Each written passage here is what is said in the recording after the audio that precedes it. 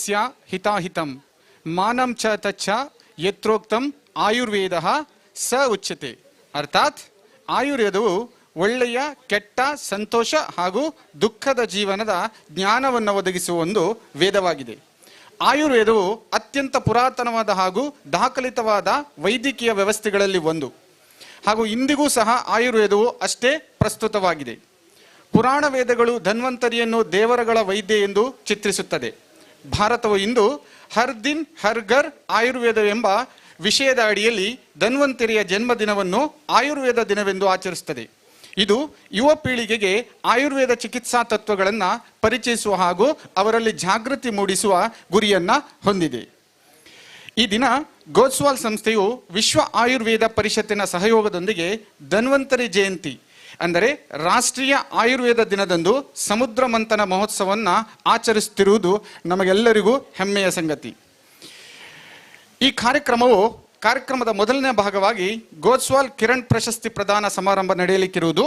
ತದನಂತರ ಧನ್ವಂತರಿ ಆಯುರ್ವೇದ ದೇವರ ಕುರಿತು ಯಕ್ಷಗಾನ ಸೇವೆ ನಡೆಯಲಿರುವುದು. ಈ ಕಾರ್ಯಕ್ರಮಕ್ಕೆ ಸಾಕ್ಷಿಯಾಗಿ ಉಡುಪಿಯ ಜಿಲ್ಲಾಧಿಕಾರಿ ಗೌರವಾನ್ವಿತ ಶ್ರೀ ಕುರ್ಮಾರಾವ್ ನಮ್ಮೊಂದಿಗಿದ್ದಾರೆ. ಹಾಗೆಯೇ ಈ ಕಾರ್ಯಕ್ರಮದಲ್ಲಿ ಉಪಸ್ಥಿತರಿರುವ ಎಲ್ಲ ಗೋಸ್ವಾಲ್ ಪ್ರಶಸ್ತಿ ಪುರಸ್ಕೃತರು ಹಾಗೂ ಆಗಮಿಸಿರುವ ಎಲ್ಲ ಮಹನೀಯ ಅತಿಥಿಗಳನ್ನು ಸರ್ವರಿಗೂ ಸಹ ಈ ಕಾರ್ಯಕ್ರಮಕ್ಕೆ ಆದರದ ಸ್ವಾಗತವನ್ನು ಮೊಟ್ಟ ಮೊದಲು ಕೋರ್ತಾ ಇದ್ದೇನೆ. ನಮ್ಮ ಸಂಸ್ಥೆಯ ಸಂಸ್ಥಾಪಕರಾದ ಡಾಕ್ಟರ್ ತನ್ಮಯ್ ಗೋಸ್ವಾಮಿ ಹಾಗೂ ನಿರ್ದೇಶಕರಾದ ಡಾಕ್ಟರ್ ಉದಯ್ ಶಂಕರ್ ಎಲ್ಲ ಅತಿಥಿ ಗಣ್ಯರನ್ನ ವೇದಿಕೆಗೆ ಕರೆತರಬೇಕಾಗಿ ಹೃದಯಪೂರ್ವಕವಾಗಿ ಕೇಳಿಕೊಳ್ತಾ ಇದ್ದೇನೆ. ಸರ್,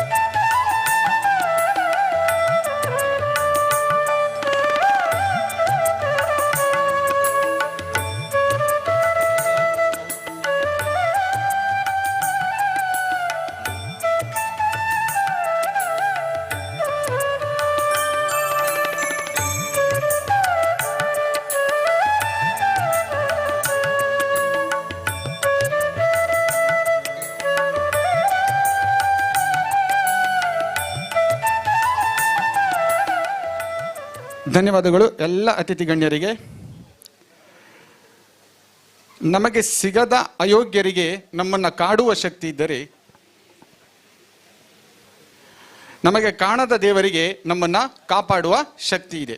ಮೊದಲು ಸರ್ವಶಕ್ತನಾದ ದೇವರನ್ನು ಸ್ಮರಿಸುವುದು ನಮ್ಮ ಸಂಸ್ಕೃತಿಯಾಗಿದೆ. ಪ್ರಾರ್ಥನೆಗಾಗಿ ವಿನುಷ್ ಭಾರದ್ವಾಜ್ ಅವರನ್ನು ವೇದಿಕೆಗೆ ಆಹ್ವಾನಿಸುತ್ತಿದ್ದೇನೆ.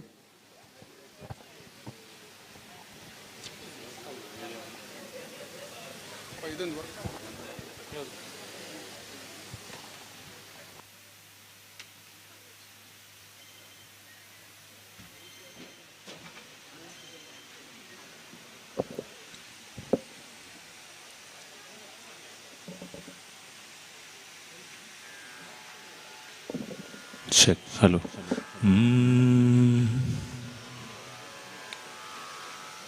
वक्रतुंड महाकाय कोटि सूर्य समप्रभा निर्विघ्नं कुरु मे देव सर्वकार्येषु सर्वदा.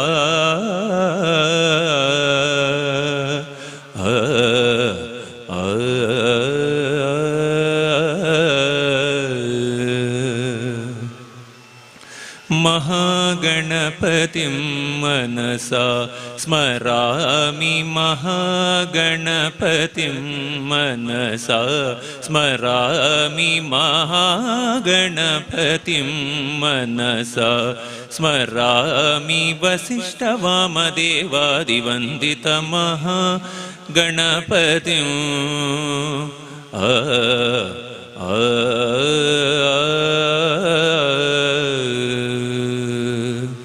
महादेवसुतं गुरुगुहनुतं महादेवसुतं गुरुगुहनुतं मारकोटि प्रकाशं शान्तं मारकोटि प्रकाशं शान्तं महाकाव्यनाटकादिप्रियम्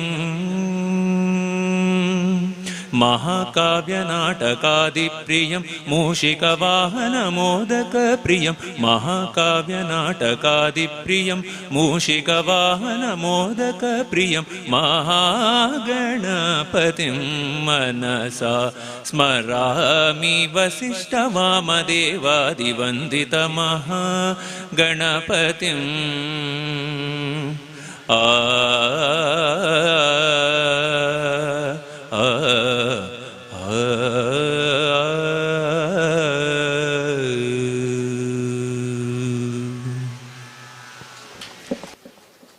ವಿಘ್ನ ವಿನಾಶಕನನ್ನ ಪ್ರಪ್ರಥಮ ಸ್ಮರಿಸಿದ್ದಕ್ಕೆ ಧನ್ಯವಾದಗಳು ಭಾರದ್ವಾಜ್ ಸರ್. ಅತಿಥಿ ದೇವೋಭವ ಎಂಬ ನಾಣ್ಣುಡಿಯಂತೆ ನಮ್ಮ ಈ ಕಾರ್ಯಕ್ರಮವನ್ನು ನೆರವೇರಿಸಿಕೊಡಲು ಬಂದಿರುವ ಎಲ್ಲ ಅತಿಥಿ ಗಣ್ಯರನ್ನ ಸ್ವಾಗತಿಸಲು ಡಾಕ್ಟರ್ ಉದಯಶಂಕರ್ ಇವರನ್ನ ಕೇಳಿಕೊಳ್ತಾ ಇದ್ದೇನೆ.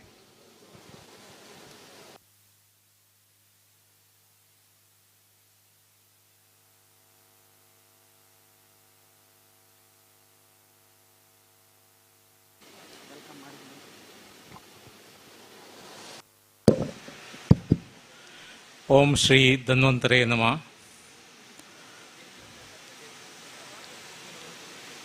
ಮೈತ್ರೇಯ ಆಯುರ್ವೇದ ಆಶ್ರಮ ತೆಕ್ಕಟ್ಟೆ ಈ ವರ್ಷದ ಧನ್ವಂತರಿ ಜಯಂತಿಯ ದಿವಸವನ್ನು ಇವತ್ತು ಆಚರಿಸ್ತಾ ಇದೆ. ಇವತ್ತು ಆಯುರ್ವೇದ ದಿವಸ. ಇದು ಭಾರತದಲ್ಲಿ ಮಾತ್ರ ಅಲ್ಲ, ಇಡೀ ಪ್ರಪಂಚದಾದ್ಯಂತ ಕಳೆದ 2016ನೇ ಇಸವಿಯಿಂದ ನಡೆಯುತ್ತಾ ಬಂದಿದೆ. ಗೋಸ್ವಾಲ್ ಅಂದರೆ global organisation for scientific evaluation of Ayurvedic life sciences ಗೋಸ್ವಾಲ್ ಇಲ್ಲಿ ಔಷಧೋಪಚಾರದೊಂದಿಗೆ ಆಯುರ್ವೇದ ಚಿಕಿತ್ಸಾ ಪದ್ಧತಿಯ ಬಗ್ಗೆ ಒಂದು ಹೊಸ ಆಯಾಮವನ್ನು ಕಂಡುಕೊಳ್ಳುವ ಒಂದು ಪ್ರಯತ್ನವನ್ನು ಡಾಕ್ಟರ್ ತನ್ಮಯ್ ಗೋಸ್ವಾಮಿಯವರು ಕಳೆದ 2 ವರ್ಷಗಳಿಂದ ಈ ಪರಿಸರದಲ್ಲಿ, ಇದಕ್ಕಿಂತ ಹಿಂದೆ ಕಳೆದ 20 ವರ್ಷಗಳಿಂದ ಉಡುಪಿಯಲ್ಲಿ ಮಾಡ್ತಾ ಬಂದಿದ್ದಾರೆ.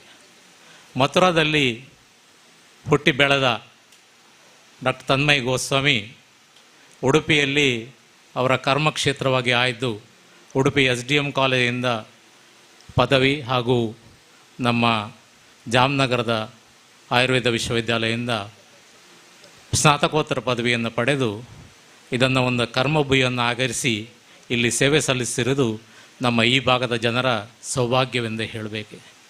ಕೃಷ್ಣ ಮಥುರಾದಲ್ಲಿ ಹುಟ್ಟಿದ, ಉಡುಪಿಯಲ್ಲೂ ಇದ್ದಾನೆ. ಹಾಗಾಗಿ ನಮಗೆ ಧನ್ವಂತರಿ ರೂಪದಲ್ಲಿ ಇಲ್ಲಿ ಡಾಕ್ಟರ್ ತನ್ಮಯ್ ಗೋಸ್ವಾಮಿಯವರು ಈ ಒಂದು ಆಶ್ರಮವನ್ನು ಸ್ಥಾಪಿಸಿ ಒಂದು ಈ ಭಾಗದ ಜನರಿಗೆ ಬಹಳ ಉಪಕಾರವನ್ನು ಮಾಡ್ತಿದ್ದಾರೆ. ಇವರ ಕಾರ್ಯವ್ಯಾಪ್ತಿ ಕೇವಲ ಈ ಊರಿಗೆ ಮಾತ್ರ ಅಲ್ಲ, ಇವರು ಸಂಸ್ಕೃತಿ ವಿಶ್ವವಿದ್ಯಾಲಯ ಮಥುರಾದಲ್ಲಿ ವೈಸ್ ಚಾನ್ಸಲರ್ ಆಗಿ ಕೂಡ ಕೆಲಸ ಮಾಡ್ತಾ ಇದ್ದರು ಇತ್ತೀಚೆವರೆಗೆ. ಹಾಗೆ ಇವರು ಮಾಸ್ಕೋದಲ್ಲಿ ಹೋಗಿ ತಮ್ಮ ಅನುಭವದ ಪರಿಣಿತಿಯನ್ನು ಅಲ್ಲಿಯ ಇವರಿಗೆ ನೀಡಿ ಬರ್ತಾ ಇದ್ದಾರೆ. ಹಾಗಾಗಿ ಇವರೊಬ್ಬರು ಸರ್ವಾಂತರ್ಯಾಮಿ ಧನ್ವಂತರಿ. ಅವರನ್ನು ನಾನು ಈ ಸಮಯದಲ್ಲಿ ಅಭಿನಂದಿಸಲೇಬೇಕು. ಇವತ್ತಿನ ಈ ಕಾರ್ಯಕ್ರಮ ಅಂತ ಹೇಳಿದರೆ 2 ಭಾಗದಲ್ಲಿ, ಒಂದು ಧನ್ವಂತರಿ ಜಯಂತಿಯನ್ನು ಯಾವ ರೀತಿ ನಾವು ಆಚರಿಸೋದಂತ ಯೋಚನೆ ಮಾಡಿದಾಗ, ಈ ಆಯುರ್ವೇದ ಕ್ಷೇತ್ರಕ್ಕೆ ಕೊಡುಗೆಯನ್ನು ನೀಡಿದಂಥ ಹಿರಿಯ ಮಹಾನುಭಾವರು ಅವರೇ ನಮಗೆ ಧನ್ವಂತರಿ ಸ್ವರೂಪಿಗಳು. ಇಂದು 4 ಜನ ಧನ್ವಂತರಿ ಸ್ವರೂಪಿಗಳು ಇಲ್ಲಿ ನಮ್ಮ ಮುಂದೆ ಇದ್ದಾರೆ. ಅವರನ್ನು ನಾವು ಸನ್ಮಾನಿಸಿ ಗೌರವಿಸುವುದು ಹಾಗೂ ಎರಡನೇದಾಗಿ ಪ್ರಪ್ರಥಮ ಬಾರಿಗೆ ಧನ್ವಂತರಿ ದೇವ ವೈದ್ಯ ಧನ್ವಂತರಿ ಎಂಬ ಒಂದು ಯಕ್ಷಗಾನ ಕಥಾ ಭಾಗವನ್ನು ಇಲ್ಲಿ ಅಭಿನಯಿಸಿ ಆಡಲಿದ್ದಾರೆ. ನುರಿತ ಪರಿಣಿತರು ಇದನ್ನು ಸಂಯೋಜಿಸಿ ಪ್ರಥಮ ಬಾರಿಗೆ ಈ ಒಂದು ಪ್ರಸಂಗವನ್ನು ಆಡಲಾಗ್ತಿದೆ. ಇವತ್ತಿನ ಕಾರ್ಯಕ್ರಮಕ್ಕೆ ನಮ್ಮೊಂದಿಗೆ ನಮ್ಮ ಮಾನ್ಯ ಜಿಲ್ಲಾಧಿಕಾರಿ ಕೂರ್ಮಾ ಎಂ ರಾವ್ ಬಂದಿದ್ದಾರೆ. ಅವರನ್ನು ಭಾಳ ಸಂತೋಷದಿಂದ ನಾನು ಸ್ವಾಗತಿಸ್ತೇನೆ. ನಮ್ಮ ಕೋವಿಡ್ ಸಮಯದಲ್ಲಿ ಅವರು ಒಬ್ಬ ಸೇನಾನಿಯಂತೆ ಈ ಜಿಲ್ಲೆಯನ್ನು ಯಾವುದೇ ತೊಂದರೆಗಳಾಗದಂತೆ ಮುನ್ನಡೆಸಿದ ಕೀರ್ತಿ ಪತಾಕೆ ಅವರದ್ದು. ನಮ್ಮ ಸಂಸ್ಥಾಪಕರಾದ ಅವರ ಬಳಿ ಪುಷ್ಪಗುಚ್ಛಗೂಡಿ ನೀಡಿ ಗೌರವಿಸಬೇಕಾಗಿ ಕೇಳಿಕೊಳ್ತಾ ಇದ್ದೇನೆ. ಮಾನ್ಯ ಸಚಿವರಾದಂಥ ಶ್ರೀ ಕೋಟಾ ಶ್ರೀನಿವಾಸ ಪೂಜಾರಿ ಅವರು ಕಾರ್ಯನಿಮಿತ್ತ ಎಲ್ಲೋ ಅಡೆತಡೆಯಲ್ಲಿ ಸಿಕ್ಕಾಕೊಂಡಿದ್ದಾರೆ. ಅವರು ಸದ್ಯದಲ್ಲೇ ನಮ್ಮನ್ನು ಸೇರ್ಲಿಕ್ಕಿದ್ದಾರೆ. ಅವರನ್ನು ಕೂಡ ಮುಂದಾಗಿ ನಾನು ಸ್ವಾಗತಿಸ್ತಾ ಇದ್ದೇನೆ. ಇನ್ನು ನಮ್ಮೊಂದಿಗಿರುವ 4 ಜನ ಇವತ್ತಿನ ಗೌರವ ಸನ್ಮಾನವನ್ನು ಸ್ವೀಕರಿಸಲಿಕ್ಕೆ ಮೊದಲನೇದಾಗಿ ಡಾಕ್ಟರ್ ಬಿ ಎಲ್ ಗೌರ್. ಇವರು ವಿಶ್ರಾಂತ ಉಪಕುಲಪತಿಗಳು, ಜೋಧ್ಪುರ ವಿಶ್ವವಿದ್ಯಾಲಯ. ಒಬ್ಬರು ಆಯುರ್ವೇದ ಕ್ಷೇತ್ರದಲ್ಲಿ ಬಹಳಷ್ಟು ಕೆಲಸಗಳನ್ನು ಮಾಡಿ ಇಂದು ವಿಶ್ರಾಂತಿ ಪಡೆಯುತ್ತಿದ್ದಾರೆ. ಅವರು 100 ಪುಸ್ತಕಗಳನ್ನು ಬರೆದಿದ್ದಾರೆ. ಸುಮಾರು 80ಕ್ಕೂ ಮಿಕ್ಕಿ ಸ್ನಾತಕೋತ್ತರ ಹಾಗೂ PhD ಪದವೀಧರರಿಗೆ ಮಾರ್ಗದರ್ಶನವನ್ನು ನೀಡಿದ ಸಮರ್ಥ ಒಬ್ಬ ಆಯುರ್ವೇದ ಜ್ಞಾನಿ. ಸೊ ಅವರನ್ನು ಹೃತ್ಪೂರ್ವಕವಾಗಿ ಈ ಸಮಾರಂಭಕ್ಕೆ ಸ್ವಾಗತಿಸ್ತಾ ಇದ್ದೇನೆ. ಶ್ರೀಯುತರಿಗೂ ಕೂಡ ನಮ್ಮ ಸಂಸ್ಥಾಪಕರಲ್ಲಿ ಪುಷ್ಪಗುಚ್ಛವನ್ನು ನೀಡಿ ಗೌರವಿಸಬೇಕಾಗಿ ಕೇಳಿಕೊಳ್ತಾ ಇದ್ದೇನೆ. ಇನ್ನೊಬ್ಬರು ಹಿರಿಯ ವೈದ್ಯೆ ಡಾಕ್ಟರ್ ಸಾವಿತ್ರಿ ದೈತೋಟ. ಅವರು ಕಲಿಯುವಿಕೆಯಲ್ಲಿ MBBS DGO ಆಗಿ ಉಡುಪಿಯಲ್ಲಿ ಹೆಲ್ತ್ ಆಫೀಸರ್ ಆಗಿ ಸರ್ಕಾರದಲ್ಲಿ ಸೇವೆ ಸಲ್ಲಿಸಿದವರು. 1,000ಕ್ಕೂ ಮಿಕ್ಕಿ ಶಸ್ತ್ರಚಿಕಿತ್ಸೆಗಳನ್ನು ಕೇವಲ ಲೋಕಲ್ ಅನೆಸ್ಥಿಷಿಯಾ ಕೊಟ್ಟು ಮಾಡಿದಂಥ ಹಿರಿಮೆ ಅವರದು. ಅವರು ಒಬ್ಬರು ವೈದ್ಯ ಮನೆತನ, ಅಂದರೆ ಆಯುರ್ವೇದ ವೈದ್ಯ ಮನೆತನದಿಂದ ಬಂದವರು. ಪಾಣಾಜೆ ಶಂಕರನಾರಾಯಣ ಭಟ್ ಅಂದರೆ ಅವರ ಅಜ್ಜ, ಹಾಗೆ ತಂದೆ ಗಣಪತಿ ಭಟ್. ಸೊ ಇವರಿಗೆ ಆಯುರ್ವೇದ ಒಂದು ಬಳುವಳಿಯಾಗಿ ಬಂದಿದೆ. ಸೊ ಅವರು ಹಲವಾರು ಆಯುರ್ವೇದ ಪುಸ್ತಕಗಳನ್ನು ಬರೆದಿದ್ದಾರೆ. ಮನೆ ಮದ್ದು ಅಂತ ಒಂದು ಬರೆದಿದ್ದಾರೆ. ಯಾವುದೇ ರೋಗಿ ಅವರ ಹತ್ರ ಹೋದರೂ ಮೊದಲು ಆ ಮನೆ ಮದ್ದನ್ನು ಹೇಳ್ತಾರೆ ಅವರು. ಮೊದಲು ಅವರು ನೀವು ಏನು ಗುಳಿಗೆಗಳನ್ನು ಕೊಡೋದಿಲ್ಲ. ಆ ಮನೆ ಮದ್ದಿನಲ್ಲಿ ಹೆಚ್ಚಿನ ಕಾಯಿಲೆಗಳು ಗುಣ ಆಗ್ತವೆ. ಅದೇ ನಮಗೆ ತಿಳಿದಿಲ್ಲ, ಅದೇ ನಮ್ಮ ದೌರ್ಭಾಗ್ಯ. ಸೊ ಅಂಥ ಒಬ್ಬರು ವೈದ್ಯೆ ಎಷ್ಟೋ ಜನರಿಗೆ ತಮ್ಮ ಆಯುರ್ವೇದ ಚಿಕಿತ್ಸೆಯನ್ನು ಅಲೋಪತಿ ಎರಡನ್ನು ಸೇರಿ ಕೊಡುವಂಥ ಒಬ್ಬರು ಸಾಮರ್ಥ್ಯ ಇರುವ, ಅಂದರೆ ಆಯುರ್ವೇದವನ್ನು ಅಲೋಪತಿಯನ್ನು ಎರಡನ್ನು ಸೇರಿಸಿ ಒಬ್ಬ ವ್ಯಕ್ತಿಗೆ ಅತ್ಯಂತ ಕಡಿಮೆ ದರದಲ್ಲಿ ಉತ್ತಮ ಗುಣಮಟ್ಟದ ವೈದ್ಯಕೀಯ ನೆರವನ್ನು ನೀಡಿ ಸೇವೆ ಸಲ್ಲಿಸಿರುವ ಹಿರಿಯ ಸಾವಿತ್ರಿ ದೈತೋಟ್ ಅವರು ಇವತ್ತು ನಮ್ಮ ಕರೆಗೆ ಹೋಗೊಟ್ಟು ಇಲ್ಲಿ ಬಂದಿದ್ದಾರೆ. ಅವರಿಗೆ ನಮ್ಮ ಪ್ರೀತಿಯ ಸ್ವಾಗತ. ಹಿರಿಯ ಸಾವಿತ್ರಿ ದೈತೋಟ್ ಇವರಿಗೂ ಕೂಡ ಪುಷ್ಪಗುಚ್ಛ ನೀಡಿ ಗೌರವಿಸಬೇಕಾಗಿ ನಮ್ಮ ಸಂಸ್ಥಾಪಕರಲ್ಲಿ ಕೇಳಿಕೊಳ್ತಾ ಇದ್ದೇನೆ.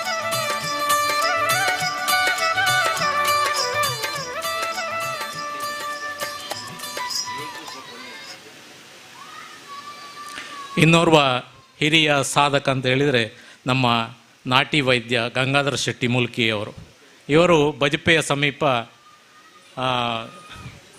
ಒಬ್ಬರು ಪರಿಣತ ಅಸ್ಥಿ ರೋಗಗಳಿಗೆ ಅಥವಾ ಬೆನ್ನು ನೋವು, ಅಸ್ಥಿ ಮುರಿತ ಇಂಥ ಚಿಕಿತ್ಸೆಗಳನ್ನು ಗಿಡಮೂಲಿಕೆಗಳ ಚಿಕಿತ್ಸೆ ನೀಡುತ್ತಿರುವಂಥ ಒಬ್ಬ ತಜ್ಞ ನಾಟಿ ವೈದ್ಯರು.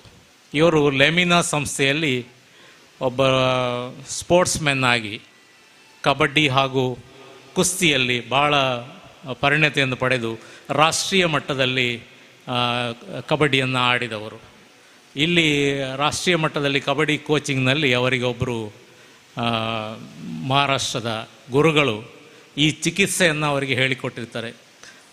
ಕಾಲು ಉಳುಕಿದೆ, ಸೊಂಟ ಮುರಿದಿದೆ, ಇದಕ್ಕೆಲ್ಲ ಏನು ಚಿಕಿತ್ಸೆ ಅಂತ ಅದನ್ನು ಪರಿಣಿತಿಯನ್ನು ಹೊಂದಿ ಇಂದು 100 ಜನರಿಗೆ ಅವರು ಈ ಚಿಕಿತ್ಸೆಯನ್ನು ಉಚಿತವಾಗಿ ನೀಡ್ತಾ ಇದ್ದಾರೆ.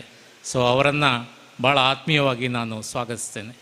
ಗಂಗಾಧರ್ ಶೆಟ್ಟಿ ಇವರಿಗೂ ಕೂಡ ಪುಷ್ಪಗುಚ್ಛ ನೀಡಿ ಗೌರವಿಸಬೇಕಾಗಿ ನಮ್ಮ ಸಂಸ್ಥಾಪಕರಲ್ಲಿ ಕೇಳಿಕೊಳ್ತಾ ಇದ್ದೇನೆ. Madam Regina from Moscow, Russia, and she is an energy healer, then yoga expert. She learned yoga from India and she heals several people through yoga and her energy healing techniques in Moscow. So we warmly welcome her for this award ceremony. Thank you very much for coming all the way from Moscow. Thank you very much. ಜುರುಪಿನಾ Regina ma'am, welcome you sir. Welcome you ma'am. ಇನ್ನು ನಮ್ಮೊಂದಿಗೆ ಹಲವಾರು ನಮ್ಮ ಹಿತೈಷಿಗಳು ಇಲ್ಲಿ ಬಂದಿದ್ದಾರೆ. Professor K P Rao, Nadoja K P Rao ಇಲ್ಲಿ ನಮ್ಮ ಮುಂದೆ ಕುಳಿತಿದ್ದಾರೆ. ಏನು ತಿಳಿಯದ ಒಬ್ಬ ಮುಗ್ಧನಂತೆ ಅವರು. ನಾವು ಇವತ್ತು ಭಾರತೀಯ ಭಾಷೆಗಳಲ್ಲಿ ಒಂದು ಮೊಬೈಲ್ನಲ್ಲಿ ಆಗಲಿ ಕಂಪ್ಯೂಟರ್ನಲ್ಲಿ ಟೈಪ್ ಮಾಡ್ತೇವೆ ಅಂತ ಹೇಳಿದರೆ ಅದನ್ನು ಕಂಡು ಹಿಡಿದಂಥ ಒಬ್ಬ ವಿಜ್ಞಾನಿಯವರು.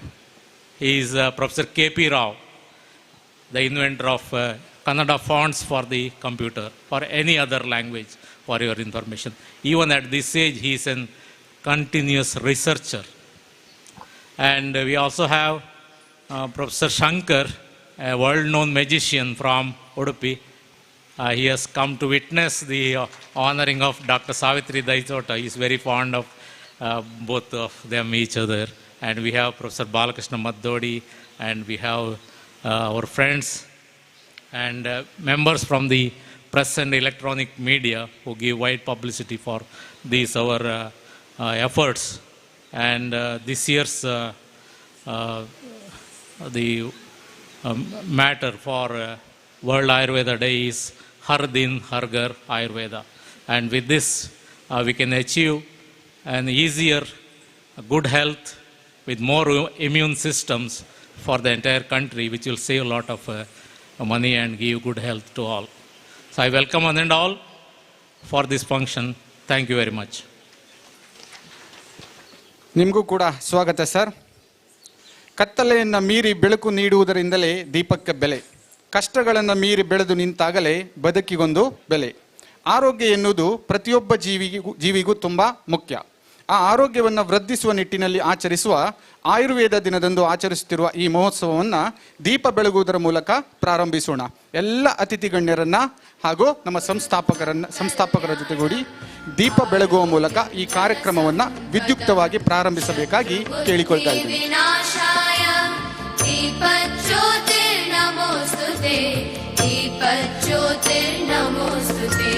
ಶುಭಂ ಕುರುತ್ವಂ ಕಲ್ಯಾಣಂ ಆರೋಗ್ಯಂ ಧನ ಸಂಪದಃ.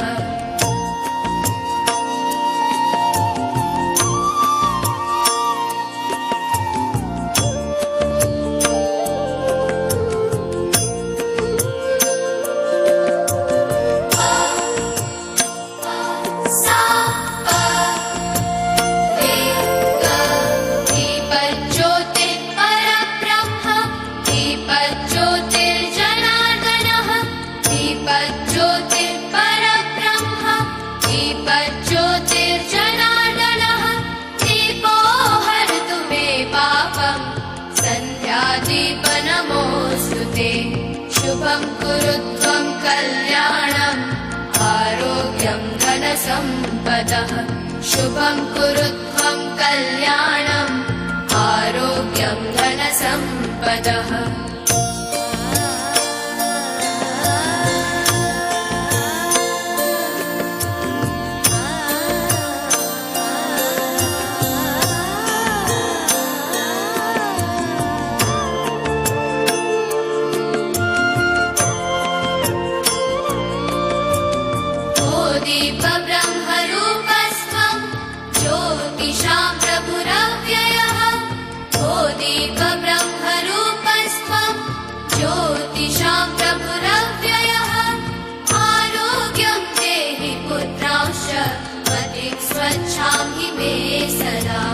ಶುಭಂ ಕುರುತ್ವಂ ಕಲ್ಯಾಣಂ ಆರೋಗ್ಯಂ ಧನ ಸಂಪದಃ. ಶುಭಂ ಕುರುತ್ವಂ ಕಲ್ಯಾಣಂ ಆರೋಗ್ಯಂ ಧನ ಸಂಪದಃ.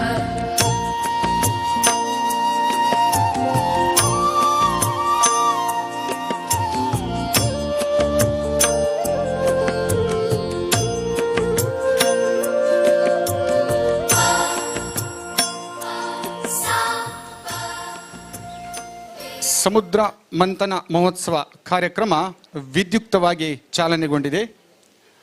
ಗೋಸ್ವಾಲ್ ಕಿರಣ್ ಅವಾರ್ಡ್ ಡಾಕ್ಟರ್ ತನ್ಮಯ್ ಗೋಸ್ವಾಮಿ ಅವರ ತಾಯಿಯಾದ ದಿವಂಗತ ಶ್ರೀಮತಿ ಕಿರಣ್ ಗೋಸ್ವಾಲ್ ಅವರ ಹೆಸರಿನಲ್ಲಿ ಆಯುರ್ವೇದ ಮತ್ತು ಯೋಗ ಕ್ಷೇತ್ರದಲ್ಲಿ ವಿಶಿಷ್ಟ ಸಾಧನೆ ಮಾಡಿದ ವ್ಯಕ್ತಿಗಳಿಗೆ ನೀಡಲಾಗುವುದು. ಈ ದಿನ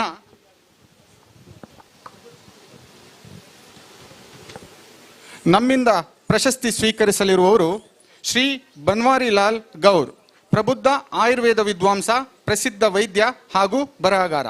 ಹಾಗೆಯೇ ಸಾವಿತ್ರಿ ದೈತೋಟ, ನಿವೃತ್ತ ವೈದ್ಯಾಧಿಕಾರಿ ಹಾಗೂ ಸ್ತ್ರೀರೋಗ ತಜ್ಞೆ. ಇನ್ನೋರ್ವರು ಗಂಗಾಧರ್ ಶೆಟ್ಟಿ, ಮೂಲ್ಕಿ ನಾಟಿ ವೈದ್ಯರು. ಇನ್ನೋರ್ವರು ರೆಜಿನಾ ನಿಕೋಲೋವಾ. ಇವರು ನಮ್ಮಿಂದ ಈಗ ಪ್ರಶಸ್ತಿಯನ್ನು ಸ್ವೀಕರಿಸಲಿಕ್ಕಿದ್ದಾರೆ. ಎಲ್ಲ ಪ್ರಶಸ್ತಿ ಪುರಸ್ಕೃತರನ್ನ ವೇದಿಕೆಯ ಮುಂಭಾಗಕ್ಕೆ ಬರಬೇಕಾಗಿ ಕೇಳಿಕೊಳ್ತಾ ಇದ್ದೇನೆ. ನೆಕ್ಸ್ಟ್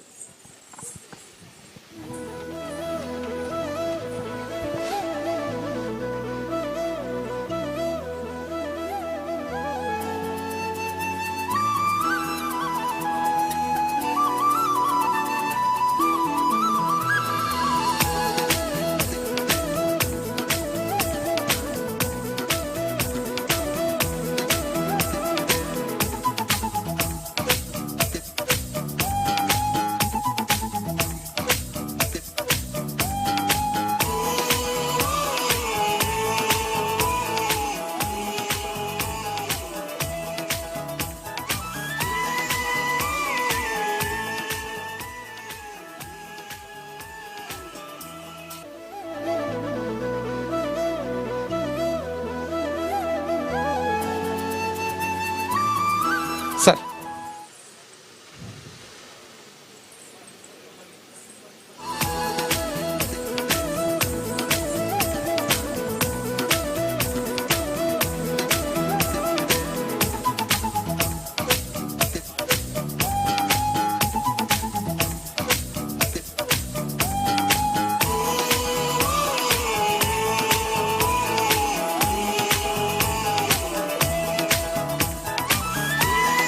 ಪಾದಗಳನ್ನು ನೀರಿನಿಂದ ತೊಳೆಯುವುದು, ಪಾದಗಳನ್ನು ಹೂಗಳಿಂದ ಅಲಂಕರಿಸುವುದು ನೋಡಿ ವಿದೇಶಿಯರಿಗೆ ಆಶ್ಚರ್ಯವಾಗಬಹುದು. ಆದರೆ ಇದು ನಮ್ಮ ಪರಂಪರೆ ಮತ್ತು ಇದನ್ನು ಮುಂದುವರಿಸಿಕೊಂಡು ಹೋಗುವ ಜವಾಬ್ದಾರಿ ಆಸ್ತಿಕರ ಮೇಲಿದೆ ಎಂಬುದನ್ನು ನಾವು ಎಂದಿಗೂ ಕೂಡ ಮರೆಯುವಂತಿಲ್ಲ. ಇದೀಗ ನಮ್ಮ ಸಂಸ್ಥಾಪಕರಾದ ಗೋಸ್ವಾಮಿಯವರು ಪಾದ ಪೂಜೆಯ ಗೌರವದೊಂದಿಗೆ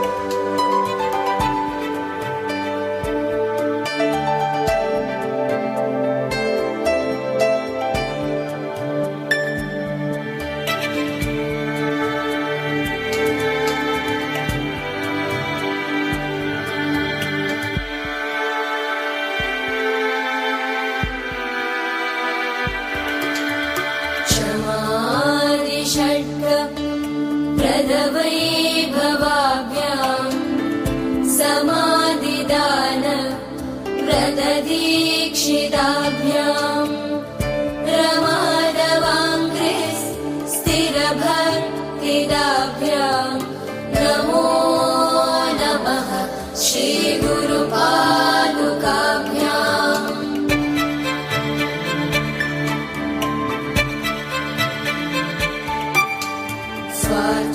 स्वाचापराणाम् अखिलेशदाभ्याम् स्वाहा सहायाक्ष ಧನ್ಯವಾದಗಳು ಸರ್. ಇದೀಗ ಪ್ರಶಸ್ತಿ ಪ್ರದಾನ ಸಮಾರಂಭ.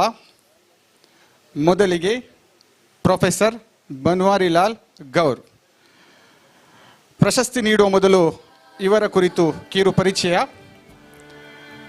ವೈದ್ಯ Banwarilal Gaur, dated of birth 17/3/1946, MD Ayurveda, MA Sanskrit, Diploma in Germany, PhD in Ayurveda. Specialization to treat chronic disease as asthma, cough, cold, allergy, skin disease, liver disease, acidity, heart disease, and diabetes. Teaching and administrative experience. VC, Rajasthan Ayurveda University, Jodhpur. Director, National Institute of Ayurveda, Jaipur. Total experience on various posts of 45 years. An expert Ayurvedic physician in chronic disease. Supervised 24 PhD scholars. Supervised 48 MD Ayurveda scholars. Author of 31 books in various language. Sir, hats off you. ಇದೀಗ ನಮ್ಮ ಜಿಲ್ಲಾಧಿಕಾರಿ ಹಾಗೂ ನಮ್ಮ ಸಂಸ್ಥಾಪಕರು ಹಾಗೂ ನಮ್ಮ director ಇವರನ್ನ ಪ್ರಶಸ್ತಿ ನೀಡಿ ಗೌರವಿಸಬೇಕಾಗಿ ಕೇಳಿಕೊಳ್ತಾ ಇದ್ದೇನೆ.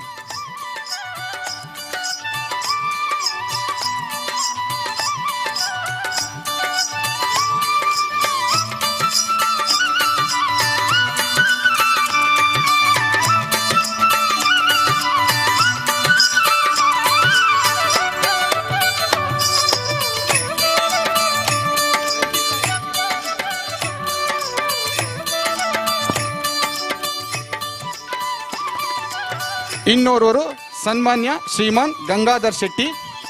ಶ್ರೀಯುತರ ಪರಿಚಯ. ವಿಶ್ವ ಹಿಂದೂ ಪರಿಷತ್ ರಕ್ಷತ್ ಶಾಖೆ ಸುಂಕದಕಟ್ಟೆ. ಇವರು ಪಡುಪೆದಾರ್ ಗ್ರಾಮದ ಸುಂಕದಕಟ್ಟೆ ಶ್ರೀ ಗಂಗಾಧರ್ ಶೆಟ್ಟಿಯವರಿಗೆ ಗೌರವಪೂರ್ವಕ ಅರ್ಪಿಸುವ ಈ ಸನ್ಮಾನ. ಬಲ್ಯಗುತ್ತು ಗಣಪತ್ ಶೆಟ್ಟಿ ಮತ್ತು ಜಾನಕಿ ಶೆಟ್ಟಿಯವರ ಮಗನಾಗಿ 24/4 ಮಿನಿಸ್ಟರ್ ಬಂದಿದ್ದಾರೆ, ಶ್ರೀಪಾದ್ ನಾಯಕರು, ಅವರನ್ನು ಮೇಲೆ ಕರೆಯಬೇಕು.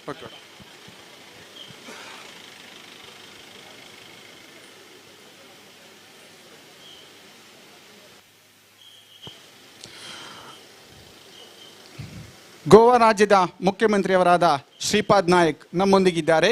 ಅವರನ್ನು ಕೂಡ ಈ ಕಾರ್ಯಕ್ರಮ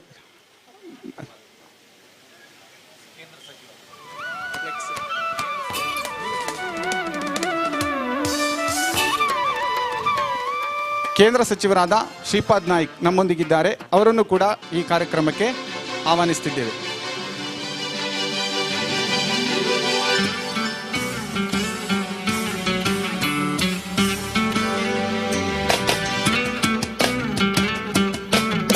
Shripad Naik, sir, heartily welcome you, sir.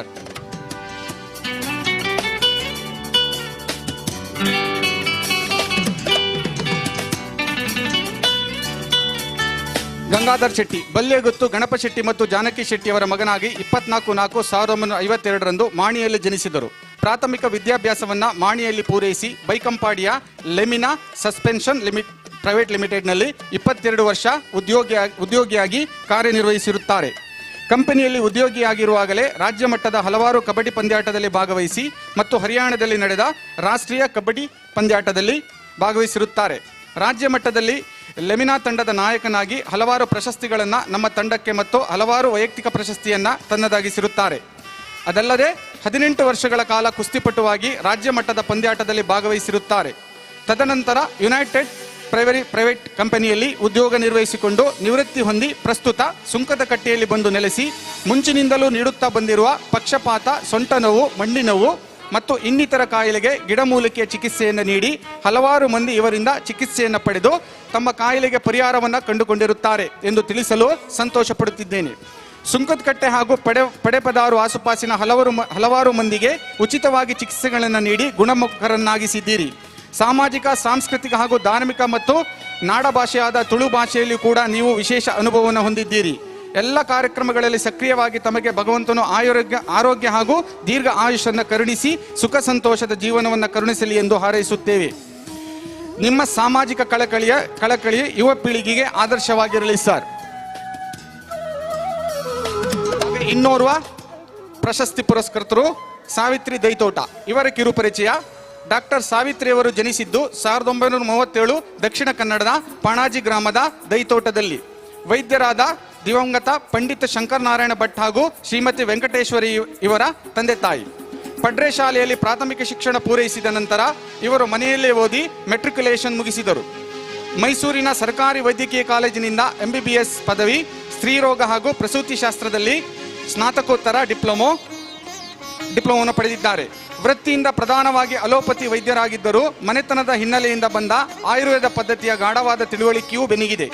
ಜೊತೆಗೆ ಆಯುರ್ವೇದ, ಬಿಷಕ್ಸಿದ್ಧ ಮೆಡಿಸಿನ್ ಡಿಪ್ಲೊಮಾ, ಸ್ವಾಧ್ಯಾಯದ ಫಲವಾಗಿ ಪಡೆದ ಸಂಸ್ಕೃತ MA ಪದವಿಯು ವೃತ್ತಿಗೆ ಪೂರಕವಾಗಿ ವಿಶೇಷ ಅರ್ಹತೆಗಳಾಗಿವೆ. ಕೊಡಗು ಜಿಲ್ಲೆಯ ಗ್ರಾಮೀಣ ಪ್ರದೇಶದಲ್ಲಿ ಸೇವೆ ಸಲ್ಲಿಸಿದ ಮೊದಲ ಮಹಿಳೆ ವೈದ್ಯ ಎಂಬ ಹೆಗ್ಗಳಿಕೆ ಇವರದಾಗಿದೆ. ಶಿವಕಾಶಿಯಲ್ಲಿ ನಡೆದ ವೈದ್ಯರ ಸಮ್ಮೇಳನದಲ್ಲಿ ಪ್ರಬಂಧ ಮಂಡಿಸಿ ಪುರಸ್ಕೃತರಾಗಿದ್ದಾರೆ. ತಮ್ಮ ಸೇವಾವಧಿಯಲ್ಲಿ ಸಾವಿರಾರು ಮಿಕ್ಕಿ ಸ್ಥಾನಿಕ ಅರವಳಿಕೆ ಮುಖಾಂತರ ಶಸ್ತ್ರಚಿಕಿತ್ಸೆ ಹೆರಿಗೆ ಯಶಸ್ವಿಯಾಗಿ ನಡೆಸಿದ್ದಾರೆ. ಎಲ್ಲಕ್ಕೂ ಮಿಗಿಲಾಗಿ ಇವರು ಜನಾನುರಾಗಿಯಾಗಿ ವೈದ್ಯರೆನಿಸಿಕೊಂಡಿದ್ದಾರೆ. ಇಂಗ್ಲಿಷ್ ವೈದ್ಯ ಪದ್ಧತಿಯ ದಟ್ಟ ಪ್ರಭಾವದ ಹಿಂದೆ ಕಳೆಗೆಟ್ಟಿ ಕೂತಿದ್ದ ದೇಶಿ ವೈದ್ಯ ಪದ್ಧತಿ ಮತ್ತೆ ಮೈದೋರುತ್ತಿದೆ.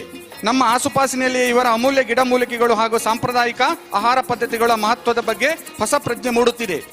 ಅಧಿಕ ವೆಚ್ಚದ ಅನ್ಯ ದೇಶ ವಿಧಾನಕ್ಕಿಂತ ಸುಲಭ ಚಿಕಿತ್ಸೆಯ ದೇಶಿ ವಿಧಾನ ಆಪ್ತವೆನಿಸುವಂತೆ ಮಾಡಲು ಈ ವೈದ್ಯರು ಪಣ ತೊಟ್ಟಿದ್ದಾರೆ. ಧನ್ಯವಾದಗಳು ಮೇಡಮ್.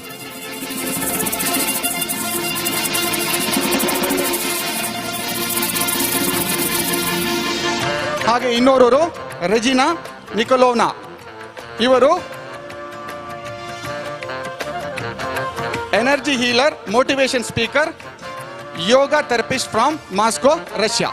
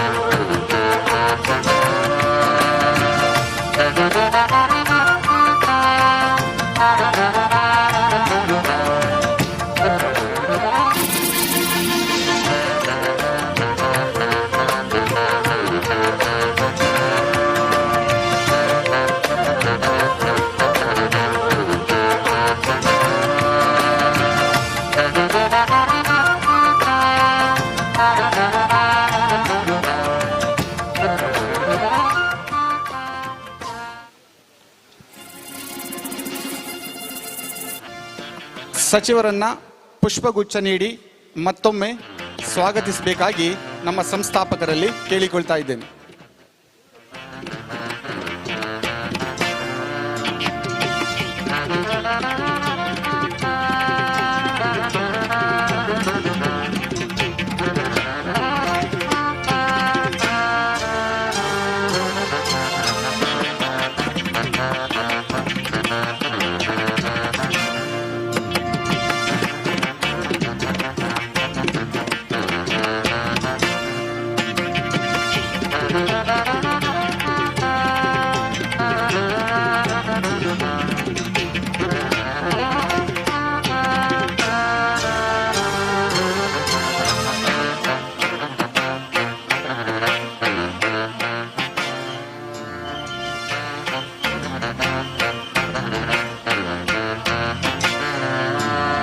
ಸಚಿವರಿಗೆ ಪುಷ್ಪಗುಚ್ಛವನ್ನು ನೀಡಿ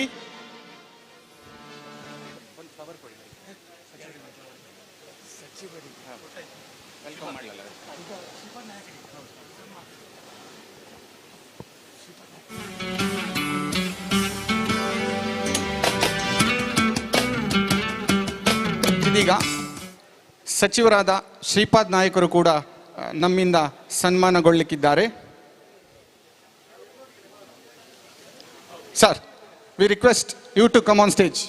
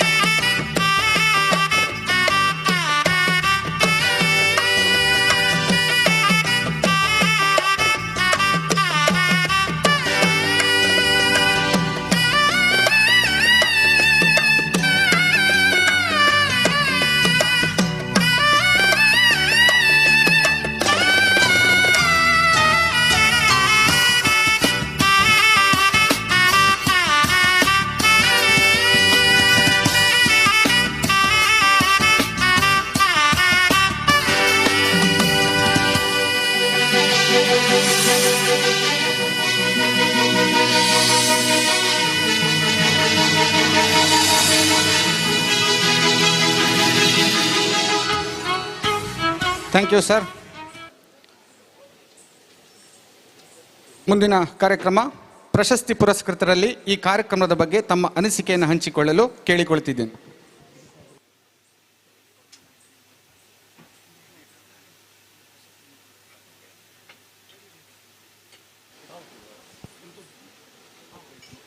I request Banwari Lal Gaur to address. गुणत्रय विभेदेन मूर्तित्रयमुपेयुषे त्रयी भुवे त्रिनेत्राय त्रिलोकी पते नमः.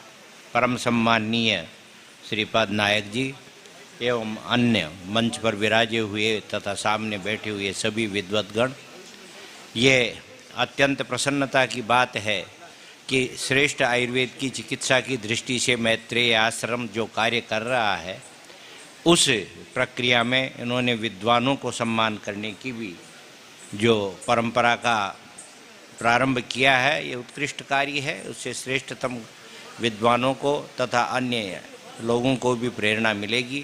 मैं इस समय आप सभी का आभार प्रकट करता हूँ. धन्यवाद.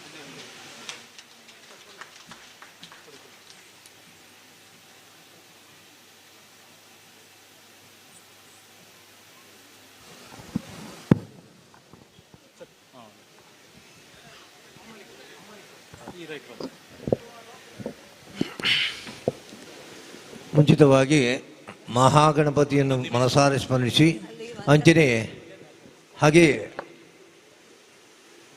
ನನ್ನ ಹಿರಿಯರು ನಂಬಿಕೊಂಡು ಬಂದಂಥ ದೇವರನ್ನು ಭಕ್ತಿಪೂರ್ವಕವಾಗಿ ನಂಬಿ ಇಲ್ಲಿ ವೇದಿಕೆ ಇಲ್ಲಿರುವಂಥ ಎಲ್ಲ ಅತಿಥಿ ಗಣ್ಯರನ್ನು ಸ್ಮರಿಸುತ್ತಾ ಹಾಗೆಯೇ ಎದುರಿನಲ್ಲಿ ಕುಳಿತುಕೊಂಡಂತಹ ಎಲ್ಲ ಹಿರಿಯರು ಮತ್ತು ಕಿರಿಯರು ಇವರನ್ನು ವಂದಿಸುತ್ತಾ, ಆಯುರ್ವೇದಿಕ್ ಎಂಬುದು ಹಿಂದಿನಿಂದ ಬಂದಂಥ ಒಂದು ಮದ್ದು. ಎಷ್ಟು ಸನಾತನ ಹಿಂದೂ ಧರ್ಮದ ಒಂದು ಸಂಸ್ಕೃತಿಯಿಂದ ಬಂದಂಥ ಒಂದು ಮದ್ದು. ಈಗ ಎಲ್ಲ ಇಂಗ್ಲೀಷೆಲ್ಲ ಮದ್ದು ಮಾಡ್ತಾರೆ, ಆದರೆ ಇಂಗ್ಲೀಷ್ ಮದ್ದು ಒಂದು ಸಲಕ್ಕೆ ಮಾತ್ರ, ಅರ್ಜೆಂಟಿಗೆ ಮಾತ್ರ ಆಗ್ತದೆ. ಆಯುರ್ವೇದಿಕ್ ಸ್ಲೋ, ಹಾಗಾದರೆ ಅದು ಯಾವ ರೀತಿ ಅಂತ ಹೇಳಿದ್ರೆ ಅದು ಕ್ಯೂರ್ ಕಂಪ್ಲೀಟ್ ಗುಣ ಮಾಡಿಬಿಡ್ತದೆ, ಆದರೆ ಸ್ಲೋ ಮಾಡ್ತಾರೆ. ಆಯುರ್ವೇದಿಕ್ ಎಷ್ಟೋ ಜನರು ಮುಂಚಿನಿಂದ ನಮ್ಮ ಹಿರಿಯರು ಎಷ್ಟೋ ಕಾಲದಿಂದ ಮಾಡ್ತಿದ್ರು ಅಂತೇಳಿದರೆ ಆಯುರ್ವೇದಿಕ್ ಅಲ್ಲದೆ ಡಾಕ್ಟ್ರ್ ಯಾರು ಆವಾಗ ಸಿಗ್ತಿರ್ಲಿಲ್ಲ. ಆದ್ದರಿಂದ ಆಯುರ್ವೇದಿಕ್ ಪ್ರತಿ ಮನೆಯಲ್ಲಿ ಎಲ್ಲರೂ ಇದನ್ನು ಮಾಡಬೇಕು, ತಗೊಳ್ಬೇಕು, ಆಯುರ್ವೇದಿಕ್ ಮದ್ದನ್ನು ತಗೊಳ್ಬೇಕು. ಹಾಗೆ ಧನ್ವಂತರಿ ಅಂತ ಹೇಳಿದರೆ ಅದು ಆಯುರ್ವೇದಿಕ್ ಎಲ್ಲ ಅದರಲ್ಲಿ ಕೂಡಿರುತ್ತದೆ. ಹಾಗಾಗಿ ನಮ್ಮ ಗೋಸ್ವಾಮಿಯವರು ಮಾಡಿರ್ತಾರೆ, ತುಂಬ ಜನರಿಗೆ ಇದು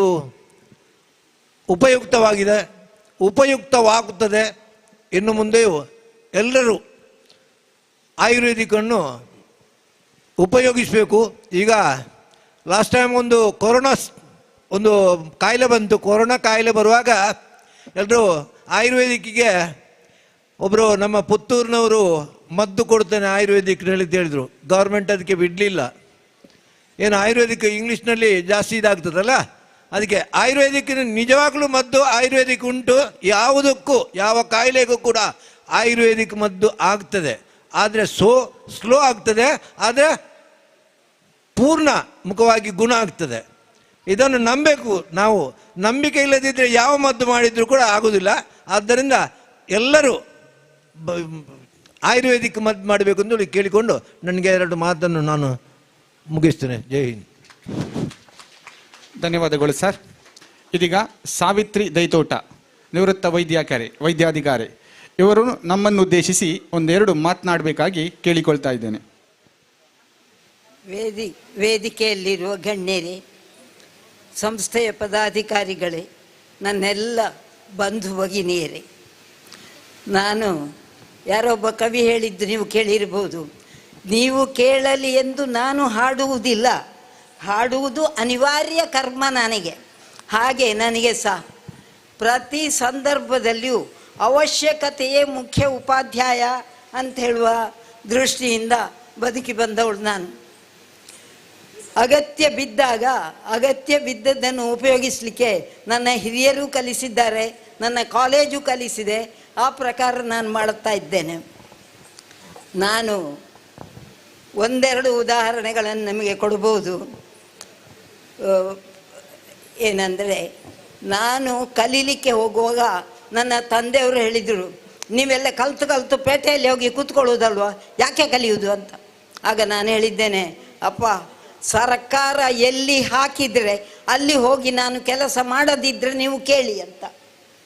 ನನ್ನನ್ನು ಮೊದಲು ಸರ್ಕಾರ ಪೋಸ್ಟ್ ಮಾಡಿದ್ದು ಕೊಡಗಿನ ಕರ್ನಾಟಕದ ಅಂಡಮಾನ್ಸ್ ಅಂತ ಕರೆಸಿಕೊಳ್ಳುವ ನಾಪೊಕ್ಲಿಗೆ. ಅಲ್ಲಿಂದ ನಾನು ಸರ್ವಿಸ್ ಶುರು ಮಾಡಿದ್ದು. ಹಾಗಾಗಿ ತಂದೆಯವರಿಗೆ ಕೊಟ್ಟ ಮಾತನ್ನು ನಾನು ಉಳಿಸಿಕೊಳ್ಳುತ್ತಾನೆ ಬಂದಿದ್ದೇನೆ. ಅಲ್ಲಿ 2 ಪಾಯಿಂಟು. ಒಂದು ಏನಂತೇಳಿ, ನಾನು ಕಲ್ತದ್ದು ಸರ್ಕಾರಿ ಕಾಲೇಜಿನಲ್ಲಿ.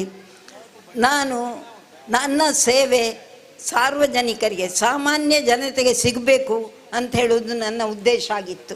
ಅಷ್ಟು ಮಾತ್ರ ಅಲ್ಲ, ನನಗೆ ಸ್ವಂತ ಕ್ಲಿನಿಕ್ ತೆಗಿಲಿಕ್ಕೆ ನನಗೆ ಸಾಧ್ಯವೂ ಇರಲಿಲ್ಲ. ಈ ಎಲ್ಲ ದೃಷ್ಟಿಯಿಂದ ನಾನು ಸರ್ಕಾರಿ ಸೇವೆಯಲ್ಲಿ ಸರ್ಕಾರ ಹಾಕಿದಲ್ಲಿ ಹೋಗಿ ಸೇವೆ ಮಾಡಿ ಬಂದಿದ್ದೇನೆ. 5 ವರ್ಷ ಕಾಲ PHCಗಳಲ್ಲಿ ಕೆಲಸ ಮಾಡಿದ್ದೇನೆ. ಆಮೇಲೆ ಪೋಸ್ಟ್ ಗ್ರ್ಯಾಜುಯೇಷನ್ ಮಾಡಿ ಉಡುಪಿಗೆ ಬಂದೆ. ಉಡುಪಿಗೆ ಬಂದರೆ ಪುನಃ ನನ್ನದು ಅದೇ ಅವಸ್ಥೆ. ಎಲ್ಲ ಇಲ್ಲಗಳ ನಡುವೆ ನಾವು ಆಸ್ಪತ್ರೆಯಲ್ಲಿ ಇರೋದು.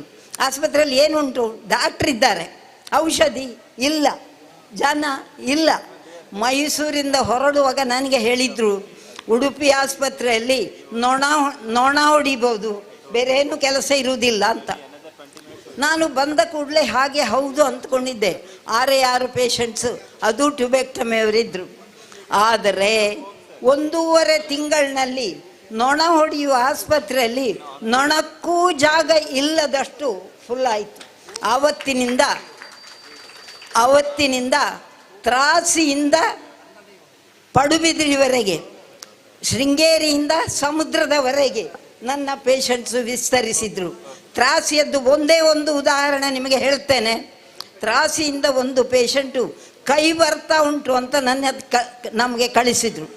ಅವರು ಅದು 4:15 ಗಂಟೆಗೆ ಅವರು ಕುಂದಾಪುರಕ್ಕೆ ಬಂದರು. ಕುಂದಾಪುರದಲ್ಲಿ 11 ಗಂಟೆಗಳಿಗೆ ಡ್ರಿಪ್ ಹಾಕಿದ್ರು, ಹೆರಿಗೆ ಆಗಲಿಲ್ಲ. ಆಮೇಲೆ ಉಡುಪಿಗೆ ಬಂದರು. ಅವರು ಉಡುಪಿಗೆ ಬರುವಾಗ ರಾತ್ರಿ 2 ಗಂಟೆ.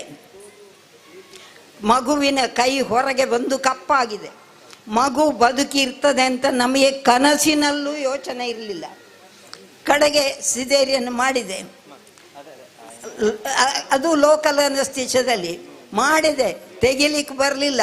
ಕಡೆಗೆ ಕೈ ಕತ್ತರಿಸಿ ಮಗುವನ್ನು ತೆಗೆಯುವುದು ಅಂತ ಆಲೋಚನೆ ಮಾಡಿದ್ವು. ಆದರೆ ಕೊನೆ ಪ್ರಯತ್ನ ಮಾಡ್ತೇನೆ ಅಂಥೇಳಿ ನಮ್ಮದೊಂದು ವಿಶೇಷ ಪ್ರಯತ್ನ ಉಂಟು, ಅದನ್ನು ಮಾಡಿದೆ. ಮಗುವನ್ನು ಈಚೆ ತೆಗೆದೆ. ಮಗು ಪೇ ಅಂತ ಅಳ್ಳಿಕ್ಕೆ ಶುರು ಮಾಡಿತು. ಹೊರಗೆ ತೆಗೆದ್ರೆ ಮಗುವಿನ ಕೈ ಇಲ್ಲಿ ತನಕ ಕಪ್ಪಾಗಿ ಹೋಗಿದೆ. ಇನ್ನು ಕೈ ಹೇಗೂ ಆ್ಯಂಪುಟೇಟ್ ಮಾಡಬೇಕು, ನಾಳೆ ನೋಡುವ, ಇವತ್ತು ಚಿಕಿತ್ಸೆ ಹಾಕುವ ಅಂತ ಇಟ್ಟೆ. ಮರುದಿನ ಬೆಳಗ್ಗೆ ನೋಡುವಾಗ ತಾಯಿ ಮಗು ಇಬ್ಬರು ಆರೋಗ್ಯವಾಗಿದ್ದರು. ಹೀಗೆ ಅವಶ್ಯಕತೆಯೇ ಮುಖ್ಯ ಉಪಾಧ್ಯಾಯ ಅಂತ ಹೇಳುವುದನ್ನು ನಾನು ಆಗಿಂದ ಇವತ್ತುವರೆಗೂ ನಡೆಸ್ಕೊಂಡು ಬಂದಿದ್ದೇನೆ. ದೇವರು ನನ್ನನ್ನು ಎಲ್ಲೂ ಸೋಲಿಗೆ ಇಳಿಸಲಿಲ್ಲ. ದೇವರ ದಯದಿಂದ ನನ್ನ ಪೇಷಂಟ್ಸ್ ಯಾರೂ ಆಚೆ ಹೋಗಲಿಲ್ಲ. ಈಗಲೂ ಎಲ್ಲರೂ ಕಂಡ್ರೆ ಅಯ್ಯ ಇದು ನಿಮ್ಮ ಮಗು, ಇದು ನಿಮ್ಮ ಮಗು ಅಂತ ತೋರಿಸ್ತಾರೆ. ಆದರೆ 3 ತಲೆಮಾರು ಆಗಿ ಹೋಯಿತು. ಈಗ ನನ್ನ ಪರಿಚಯ ಇರುವವರು ಬಹಳ ಕಡಿಮೆ. ಈ ಉದಾಹರಣೆಗಳು ಯಾಕೆ ಹೇಳಿದೆ ಅಂದರೆ, ನಿಮ್ಮ ಈ ಊರಿನಲ್ಲಿ ನಾನು ಕಳೆದ 44 ವರ್ಷಗಳಿಂದ ದುಡಿತಾ ಇದ್ದೇನೆ. ಇದು ನನ್ನದೇ ಆಗಿದೆ. ಸೊ ನೀವು ಕೇಳಲಿ ಎಂದು ನಾವು ಹಾಡುವುದಿಲ್ಲ. ಹಾಡುವುದು ಅನಿವಾರ್ಯ ಕರ್ಮ ನನಗೆ. ಇದು ನನ್ನ ಕರ್ತವ್ಯ, ನಾನು ಮಾಡ್ತಾ ಬಂದಿದ್ದೇನೆ. ನಾನು ಫಂಕ್ಷನ್ಗಳಿಗೆ ಹೋಗದೆ 10-15 ವರ್ಷ ಆಯಿತು. ಕಾರಣ ನನ್ನ ಕಿವಿಯ ತೊಂದರೆ. ಈಗ ವಯಸ್ಸು, ಕಿವಿ ಎಲ್ಲ, ಕಿವಿ ಕಣ್ಣು ಎಲ್ಲ ತೆಗೆದಿಡ್ಲಿಕ್ಕಾಗ್ತದೆ. ಹಾಗಾಗಿ ಅಂತೂ ಹೋಗೋದೇ ಇಲ್ಲ. ಇವತ್ತು ಬರಲಿಕ್ಕೆ ಕಾರಣ ಡಾಕ್ಟರ್ ಗೋಸ್ವಾಮಿಯವರು, ತನ್ಮಯ ಗೋಸ್ವಾಮಿ ಅವರು ನನ್ನ ವಿದ್ಯಾರ್ಥಿ. ಅವರು ಬಂದು ಕೇಳುವಾಗ ಇಲ್ಲ ಅಂತ ಹೇಳಲಿಕ್ಕೆ ಮನಸ್ಸಾಗದೆ ಬಂದಿದ್ದೇನೆ. ನಿಮ್ಮ ಎದುರು ಕೂತಿದ್ದೇನೆ. ಎದ್ದು ಅಲ್ಲಿ ಬಂದು ಮಾತಾಡೋ ಧೈರ್ಯ ಇಲ್ಲ, ಅದು ಹೋಗಿದೆ. ಸೊ ಉಡುಪಿಯ ನನ್ನ ಸಹವಾಸ 44 ವರ್ಷಗಳದ್ದು. ನಾನು ಇಲ್ಲಿಂದ ನನಗೆ ಉಡುಪಿ ಬೇಡ ಅಂತ ರಿಕ್ವೆಸ್ಟ್ ಮಾಡಿ ಟ್ರಾನ್ಸ್ಫರ್ ಮಾಡಿ ಹೋದರೆ ಉಡುಪಿಯವರು ನನ್ನನ್ನು 2 ವರ್ಷದಲ್ಲಿ ವಾಪಸ್ ತಂದಿದ್ದಾರೆ. ಹಾಗಾಗಿ ನಾನು ಉಡುಪಿ ಬಿಟ್ಟು ಹೋಗಲೇ ಇಲ್ಲ, ಇಲ್ಲೇ ಕೂತಿದ್ದೇನೆ. ಸೊ ನಿಮ್ಮೊಳಗೆ ಇದ್ದೇನೆ. ಈಗ ನಾನು ಉಡುಪಿಯವಳು. ಇಂಥ ಒಂದು ಸಂದರ್ಭ ಅವಕಾಶ ಮಾಡಿ ಕೊಟ್ಟದ್ದಕ್ಕಾಗಿ ಡಾಕ್ಟರ್ ಗೋಸ್ವಾಮಿ ಅವರಿಗೆ ಮತ್ತು ಕುಟುಂಬದವರಿಗೆ ನನ್ನದು ವಂದನೆಗಳು. ನಿಮ್ಮೆಲ್ಲರಿಗೂ ವಂದನೆಗಳು. ಧನ್ಯವಾದಗಳು ಮೇಡಮ್ ನಿಮ್ಮ ಅನುಭವದ ಮಾತಿಗೆ. ಐ ರಿಕ್ವೆಸ್ಟ್ ರೆಜಿನಾ ನಿಕೋಲೋನಾ say a few words about today's function.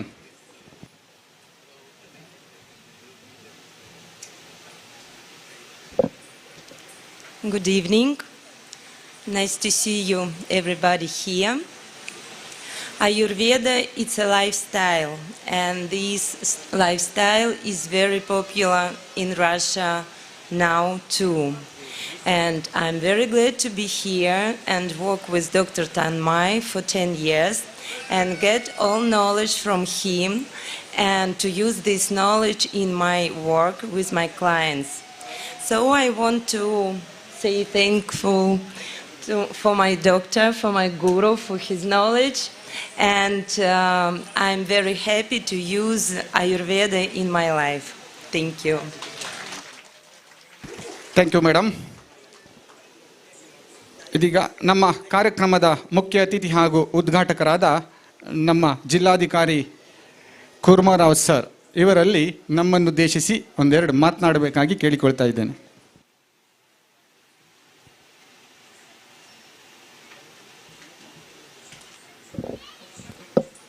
ಎಲ್ಲರಿಗೂ ನಮಸ್ಕಾರ. ಇವತ್ತು ಒಂದು ಸುಂದರವಾದ ಒಂದು ಸಂಜೆಯ ವಾತಾವರಣದಲ್ಲಿ ತೆಕ್ಕಟ್ಟೆ ಗ್ರಾಮದಲ್ಲಿ ಗೋಶ್ವಾಲ್ ಸಂಸ್ಥೆ, ವಿಶ್ವ ಆಯುರ್ವೇದ ಪರಿಷತ್ ಇವರ ಸಹಯೋಗದಲ್ಲಿ ಧನ್ವಂತರಿ ಜಯಂತಿ ಹಾಗೂ ರಾಷ್ಟ್ರೀಯ ಆಯುರ್ವೇದ ದಿನಾಚರಣೆಯನ್ನು ಇವತ್ತಿಲ್ಲಿ ಆಚರಣೆ ಮಾಡಲಾಗ್ತಾ ಇದೆ. ಈ ಕಾರ್ಯಕ್ರಮದಲ್ಲಿ ಉಪಸ್ಥಿತರಿರುವ ಸನ್ಮಾನ್ಯ ಸಚಿವರಾದ ಸನ್ಮಾನ್ಯ ಶ್ರೀಪಾದ ನಾಯಕ್ ಸರ್ ಅವರೇ, ಈ ಕಾರ್ಯಕ್ರಮದ ಆಯೋಜಕರು ಈ ಗೋಶ್ವಾಲ್ ಸಂಸ್ಥೆಯ ಸಂಸ್ಥಾಪಕರಾದ ತನ್ಮಯ್ ಗೋಸ್ವಾಮಿರವರೇ, ವಿಶೇಷವಾಗಿ ಇವತ್ತಿನ ಈ ಕಾರ್ಯಕ್ರಮಕ್ಕೆ ಒಂದು ಕೇಂದ್ರ ಬಿಂದು ಅಂತ ಹೇಳ್ಬೋದು. ಒಂದು ವಿಶೇಷವಾದ ಸೇವಾ ಪ್ರಶಸ್ತಿ ಪುರಸ್ಕೃತ ಪಡೆದಿರುವಂತಹ ಪ್ರೊಫೆಸರ್ ಬನ್ವಾರಿಲಾಲ್ ಗೌರ್ ಅವರೇ, ಡಾಕ್ಟರ್ ಸಾವಿತ್ರಿ ದಹಿತೋಟ್ ಅವರೇ, ಗಂಗಾಧರ್ ಶೆಟ್ಟಿ ಅವರೇ, ರೆಗೀನಾ ಅವರೇ ಮತ್ತು ವೇದಿಕೆ ಮೇಲೆ ಉಪಸ್ಥಿತರಿರುವಂತಹ ಉದಯರವರೇ, ಡಾಕ್ಟರ್ ಉದಯರವರೇ, ಬಂದಿರುವ ಎಲ್ಲ ಗಣ್ಯರೇ, ಪ್ರೊಫೆಸರ್ ಕೆ ಪಿ ರಾವ್ ಅವರೇ, ಬಾಲಕೃಷ್ಣ ಅವರೇ, ಎಲ್ಲ ಸಾರ್ವಜನಿಕರೇ, ಪತ್ರಿಕಾ ಮಾಧ್ಯಮ ಅವರೇ, ಊರಿನ ಎಲ್ಲ ಸಾರ್ವಜನಿಕರೇ, ಮೊದಲನೇದಾಗಿ ಎಲ್ಲರಿಗೂ ಕೂಡ ಇವತ್ತಿನ ಧನ್ವಂತರಿ ಜಯಂತಿಯ ಹಾಗೂ ರಾಷ್ಟ್ರೀಯ ಆಯುರ್ವೇದ ದಿನಾಚರಣೆ ಶುಭಾಶಯಗಳು ಹೇಳುತ್ತೇನೆ ತಮಗೆಲ್ಲರಿಗೂ. ಜನರಲ್ ಆಗಿ ನಾವು ಖಾಸಗಿ ಕಾರ್ಯಕ್ರಮಗಳಿಗೆ ಅಂತ, ಇದು ಒಂದು ಖಾಸಗಿ ಕಾರ್ಯಕ್ರಮ ಅಂತಲೇ ಇವರು ಸಂಸ್ಥಾಪಕರು ಒಂದು ಒಳ್ಳೆ ರೀತಿಯಲ್ಲಿ ಒಂದು ಕಾರ್ಯಕ್ರಮ ಮಾಡಿದ್ದಾರೆ. ಜನರಲ್ ಆಗಿ ಹೋಗೋದು ತುಂಬ ಕಡಿಮೆ, ಯಾಕಂದರೆ ನಮ್ಮದು ಸುಮಾರು ಸರ್ಕಾರಿ ಕಾರ್ಯಕ್ರಮಗಳ ಸುಮಾರು ಆಗ್ತಾ ಇರ್ತದೆ. ಇವತ್ತು ಬೆಳಗ್ಗೆ ಕೂಡ ನಾವು ರಾಷ್ಟ್ರೀಯ ಆಯುರ್ವೇದ ದಿನಾಚರಣೆ ಬೆಳಗ್ಗೆ ಆಚರಣೆ ಮಾಡಿದ್ವಿ. ಅದಾದ ನಂತರ ಕಿತ್ತೂರು ರಾಣಿ ಚೆನ್ನಮ್ಮ ಅವರ ಜಯಂತಿ ಆಚರಣೆ ಕೂಡ ನಡೆದಿದೆ ಇವತ್ತು. ಇಂಥ ಒಂದು ಕಾರ್ಯಕ್ರಮಗಳಲ್ಲಿ ಇರ್ತಾ ಇರ್ತವೆ. ಆದರೆ ಇವತ್ತಿನ ಈ ಕಾರ್ಯಕ್ರಮಕ್ಕೆ ನಾನು ವಿಶೇಷವಾಗಿ ಬರುವುದಕ್ಕೂ ಮುಖ್ಯ ಇದೇನೆಂದರೆ ಒಂದು ಪ್ರಮುಖವಾದ ಆಯುರ್ವೇದ ದಿನಾಚರಣೆ ದಿವಸದಲ್ಲಿ ಒಂದು ವಿಶಿಷ್ಟ ಸೇವೆ ಸಲ್ಲಿಸಿರುವ ಪ್ರಮುಖರನ್ನು ಸನ್ಮಾನಿಸುವುದು, ಅದು ಒಂದು ಒಳ್ಳೆಯ ಉದ್ದೇಶ ಹೊಂದಿರುವ ಒಂದು ಸಂಸ್ಥೆ, ಗೋಸ್ವಾಲ್ ಸಂಸ್ಥೆ, ಒಂದು ಸೇವಾ ಮನೋಭಾವ ಇರುವ ಒಂದು ಸಂಸ್ಥೆ ಇವತ್ತು ಇಂಥ ಕಾರ್ಯಕ್ರಮವನ್ನು ಆಯೋಜನೆ ಮಾಡಿರುವುದರಿಂದ ನಾನು ಇವತ್ತರ ಈ ಕಾರ್ಯಕ್ರಮಕ್ಕೆ ಬಂದಿದ್ದೇನೆ. ನನಗೆ ತುಂಬ ಖುಷಿಯಾಗಿ ಅನಿಸುವ ಅಂಶ ಏನೆಂದರೆ, ಡಾಕ್ಟರ್ ತನ್ಮಯ್ ಗೋಸ್ವಾಮಿ ಅವರು ನನ್ನ ಕಚೇರಿಗೆ ಬಂದು ನನಗೆ ಇನ್ವೈಟ್ ಮಾಡುವಾಗ ಅವರು ಹೇಳಿರುವ ಕೆಲವು ಮಾತುಗಳಿಗೆ ನನಗೆ ತುಂಬ ಹೌದು, ಈ ಪ್ರೋಗ್ರಾಮ್ಗೆ ನಾನು ಹೋಗಬೇಕು, ಯಾಕಂದರೆ ಅವರ ಇಂಟೆನ್ಷನ್ ಯಾವ ರೀತಿ ಇದೆ ಅನ್ನೋದು ನನಗೆ ಆವಾಗ ಅರ್ಥ ಆಯಿತು. ಆ ಇಂಟೆನ್ಷನ್ ಬೇಸಿಸ್ ಮೇಲೆ ನಾನು ಇವತ್ತು ಬಂದಿದ್ದೇನೆ. ಅವರ ಸೇವಾ ದೃಕ್ಪಥ, ವಿಶೇಷವಾಗಿ ಆಯುರ್ವೇದವನ್ನು ಜನರಿಗೆ ತಲುಪುವ ನಿಟ್ಟಿನಲ್ಲಿ ಯಾವುದೇ ಒಂದು ಕಮರ್ಷಿಯಲೈಸೇಷನ್ ಆಗದೇ ರೀತಿಯಲ್ಲಿ ಒಂದು ಸೇವಾ ದೃಕ್ಪಥದಲ್ಲಿ ಅವರು ಕೆಲಸ ಮಾಡ್ತಾರೆ ಅನ್ನೋದು ನನಗೆ ಅರ್ಥ ಆಗಿದೆ. ಅದಕ್ಕೋಸ್ಕರ ವಿಶೇಷವಾಗಿ ಇವತ್ತಿನ ಕಾರ್ಯಕ್ರಮಕ್ಕೆ ಬಂದಿದ್ದೀನಿ. ಹಿಂದಿನ ಕೂಡ ಅವರು ಬೇರೆ ರಿಸಾರ್ಟ್ ಜೊತೆಗೆ ಅವರು ಇದೇ ರೀತಿ ಆಯುರ್ವೇದ ಕಾರ್ಯಕ್ರಮಗಳೆಲ್ಲ ಮಾಡ್ತಾ ಇದ್ದೀನಿ ಅಂತ ಹೇಳಿದಿರಿ. ಆದರೆ ಅಲ್ಲಿ ಬೇರೆ ಬೇರೆ ಎಲ್ಲ ಆಗ್ತಾ ಇರುವಾಗ ಆಯುರ್ವೇದಕ್ಕೆ ಅದರದೇ ಆದ ಸ್ವರೂಪ ಇರಬೇಕು, ಅದಕ್ಕೋಸ್ಕರ ನಾನು ನನ್ನದೇ ಆದ ಒಂದು ಸಂಸ್ಥೆಯನ್ನು ಒಂದು ಸುಂದರವಾದ ಪರಿಸ್ಥಿತಿಯಲ್ಲಿ ನಾನು ಮಾಡ್ತೀನಿ ಅಂತ ಹೇಳಿಬಿಟ್ಟು ಅವರು ಇವತ್ತು ಇಲ್ಲಿ ಮಾಡಿದಿರಿ. ಇಲ್ಲಿ ನೋಡಿದಾಗ ಕೂಡ ನನಗೆ ತುಂಬ ಖುಷಿ ಅನಿಸಿದೆ. ತುಂಬ ಒಳ್ಳೆ ರೀತಿಯಲ್ಲಿ ಪ್ರಕೃತಿಗೆ ತುಂಬ ಹತ್ತಿರ, ಆಯುರ್ವೇದ ಅಂದರೆ ಸಹಜ ಸ್ಥಿತಿಯಲ್ಲಿರುತ್ತದೆ, ಪ್ರಕೃತಿಗೆ ತುಂಬ ಹತ್ತಿರವಾಗಿರುವ ರೀತಿಯಲ್ಲೆಲ್ಲ ಮಾಡ್ತಾ ಇರ್ತಾರೆ. ಆ ನಿಟ್ಟಿನಲ್ಲಿ ಇಲ್ಲಿ ಸುಮಾರು 1.5 ಎಕರೆ ಸ್ಥಳದಲ್ಲಿ ಅವರು ತುಂಬ ಚೆನ್ನಾಗಿ ಒಳ್ಳೆ ರೀತಿಯಲ್ಲಿ ಇಲ್ಲಿ ಮಾಡಿದ್ದಾರೆ. ಅದಕ್ಕೆ ನಾನು ಅವರಿಗೆ ಹೃತ್ಪೂರ್ವಕ ಅಭಿನಂದನೆಗಳು ಕೂಡ ಈ ಸಂದರ್ಭದಲ್ಲಿ ಸಲ್ಲಿಸ್ತಾ ಇದ್ದೇನೆ. ಒಳ್ಳೆ ರೀತಿಯಲ್ಲಿ ಇಲ್ಲಿ ಮಾಡ್ತಾ ಇದ್ದಾರೆ. ಅದರಲ್ಲೂ ಕೂಡ ವಿಶೇಷವಾಗಿ ಸ್ಥಳೀಯರಿಗೆ, ನನಗೆ ಅವರು ಹೇಳ್ತಾ ಇದ್ದಾರೆ, ಸ್ಥಳೀಯರಿಗೆ ಯಾವ ದರದಲ್ಲಿ ಅವರು ಯಾವ ಲಭ್ಯವಾಗುವ ನಿಟ್ಟಿನಲ್ಲಿ ಈ ಚಿಕಿತ್ಸೆದು ಆಯುರ್ವೇದ ಚಿಕಿತ್ಸೆಯನ್ನು ಸ್ಥಳೀಯರಿಗೆ ಅಂತಲೇ ಒಂದು ಮೀಸಲಿಟ್ಟಿದ್ದಾರೆ ಅವರು. ಪ್ಲಸ್ ಅವರಿಗೆ ತುಂಬ ಕಡಿಮೆ ದರದಲ್ಲಿ ಕೂಡ ಆಗುವ ನಿಟ್ಟಿನಲ್ಲಿ ಕೂಡ ಇಲ್ಲಿ ವ್ಯವಸ್ಥಿತವಾಗಿ ಮಾಡ್ತಾ ಇದ್ದಾರೆ. ಅದಕ್ಕೂ ಕೂಡ ಅವರಿಗೆ ಅಭಿನಂದನೆಗಳು ನಾನು ಹೇಳ್ತಾ ಇದ್ದೀನಿ. ವಿಶೇಷವಾಗಿ ನನಗೆ ಕೂಡ ಆಯುರ್ವೇದ ಮತ್ತು ಯೋಗಕ್ಕೆ ತುಂಬ ಹತ್ತಿರ, ಅಂದರೆ ಮನಸ್ಸಿಗೆ ತುಂಬ ಹತ್ತಿರವಾದ ಒಂದು ಅಂಶ. ಅದಕ್ಕೋಸ್ಕರ ನಾನು ವಿಶೇಷವಾಗಿ ಇವತ್ತು ಇಲ್ಲಿ ಕೂಡ ಬಂದಿದ್ದೀನಿ. ನನ್ನ ಜೀವನದಲ್ಲಿ ಕೂಡ ಸಣ್ಣ ಇದನ್ನು ಅಳವಡಿಸ್ಕೊಳ್ಳೋದಕ್ಕೆ ನಾನು ಪ್ರಯತ್ನ ಮಾಡ್ತಾ ಇದ್ದೀನಿ. ಈಗ ನಾವು ನೋಡ್ತಾ ಇದ್ವಿ, ಇಲ್ಲಿ ಬಂದಿರುವ ವಿಶೇಷ ಪ್ರಶಸ್ತಿ ಪಡೆದಿರುವ ಎಲ್ಲ ಹಿರಿಯರು ಕೂಡ ಅವರು ನೋಡಿದರೆ ಅವರ ವಯಸ್ಸು ನಮಗೆ ಕಾಣಿಸೋದೇ ಇಲ್ಲ. ಆ ರೀತಿ ಅವರು ಅಷ್ಟು ಚುರುಕಾಗಿ ಅಷ್ಟು ಆ್ಯಕ್ಟಿವ್ ಆಗಿದ್ದಾರೆ. ಅಂದರೆ ಅದಕ್ಕೆಲ್ಲ ಕಾರಣ ಕೂಡ ಐ ಥಿಂಕ್ ಆಯುರ್ವೇದ ಸಂಬಂಧಪಟ್ಟವಾಗ ಅವರು ಮಾಡ್ತಾ ಇರುವ ಪದ್ಧತಿನೇ ಹೇಳಬಹುದು. ಸೊ ಆಯುರ್ವೇದವನ್ನು ನಮ್ಮ ಜೀವನದಲ್ಲಿ ಅಳವಡಿಸ್ಕೊಳ್ಳೋದಕ್ಕೆ ನಾವು ನಿರಂತರವಾಗಿ ಪ್ರಯತ್ನ ಮಾಡಬೇಕು. ಅದರಿಂದ ನಾನು ಬೆಳಗ್ಗೆ ಕೂಡ ಮಾತನಾಡ್ತಾರೋ ಹೇಳ್ತಾ ಇದ್ವಿ, ಬೇರೆ ಸಿಸ್ಟಮ್ಸ್ಗಳಲ್ಲೂ ಯಾವುದೋ ಒಂದು ಅನಾರೋಗ್ಯ ಆಗುವಾಗ, ಬೇರೆ ಯಾವುದೋ ಒಂದು ಸಂದರ್ಭ ಬರುವಾಗ ನಾವು ಅಲೋಪತಿಕ್ ಸಿಸ್ಟಮ್ ಇರೋದು, ಬೇರೆ ಸಿಸ್ಟಮ್ಗೆಲ್ಲ ನಾವು ಯೋಚನೆ ಮಾಡ್ತೀವಿ. ಆದರೆ ಆಯುರ್ವೇದದ್ದು ಆರೋಗ್ಯ ಇರುವವರೆಗೂ ಕೂಡ ಆಯುರ್ವೇದ ಸಂಬಂಧಪಟ್ಟವಾಗಿ ಇರಬೇಕು, ಆಯುರ್ವೇದ ಸಿಸ್ಟಮಲ್ಲಿ ನಾವು ನಿರಂತರವಾಗಿ ಮಾಡಬೇಕು ಅನ್ನೋದು ತುಂಬ ಪ್ರಮುಖ. ಯಾಕಂದರೆ ನಮ್ಮ ದಿನಚರಿಯಲ್ಲಿನೇ ಆಯುರ್ವೇದ ಒಂದು ಅಂತರ್ಭಾಗವಾಗಿರಬೇಕು ಅಂತ ಒಂದು ಸಿಸ್ಟಮ್ ಅದು.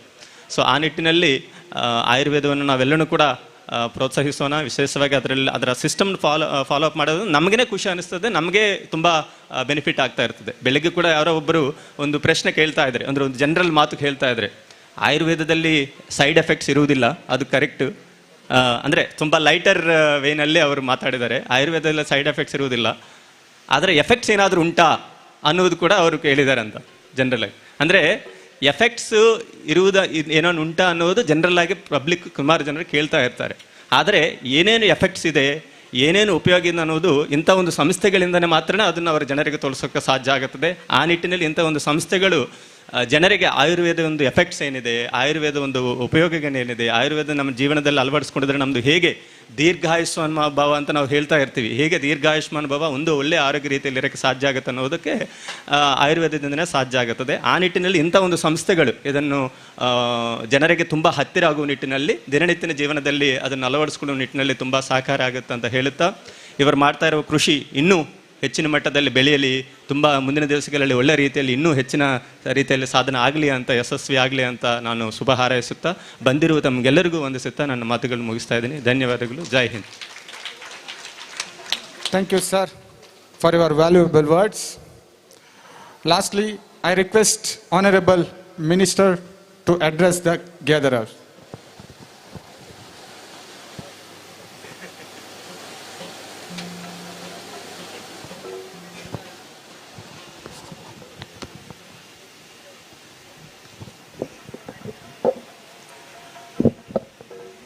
नमस्कार.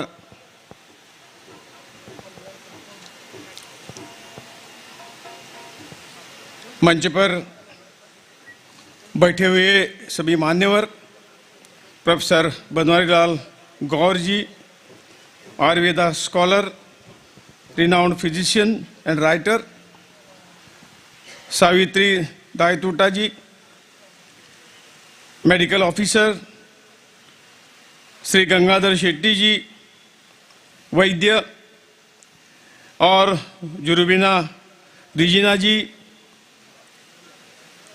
Yoga therapist and speaker, mister Kurma Rao ji, DC Udupi, सामने बैठे हुए सभी आयुर्वेदा प्रेमी भाई और बहनों, मैं कन्नड़ बोल नहीं सकता हूं, इसलिए थोड़ा हिंदी में 2 शब्द बोलूंगा।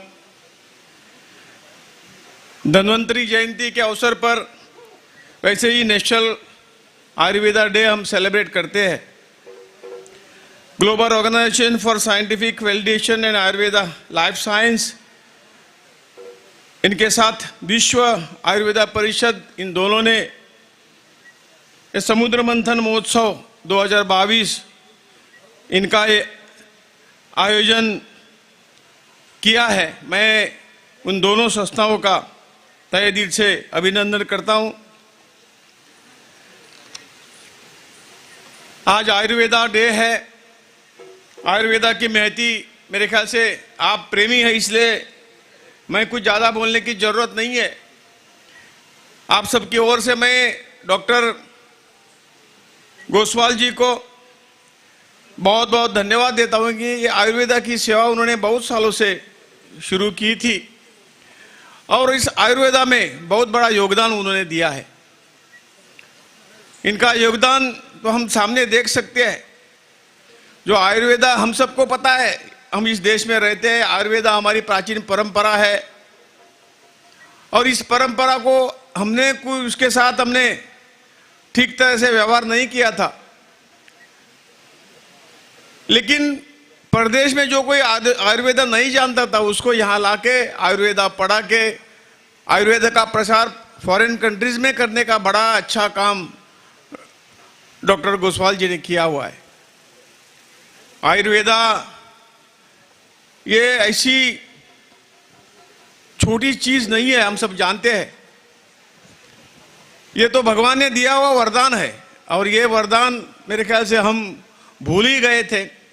माननीय मोदी जी जब 2014 में सत्ता में आए, उसी वक्त उन्होंने एक खास आयुर्वेदा मिनिस्ट्री बना ली और सौभाग्य से मुझे मौका मिला इस मंत्रालय में काम करने का।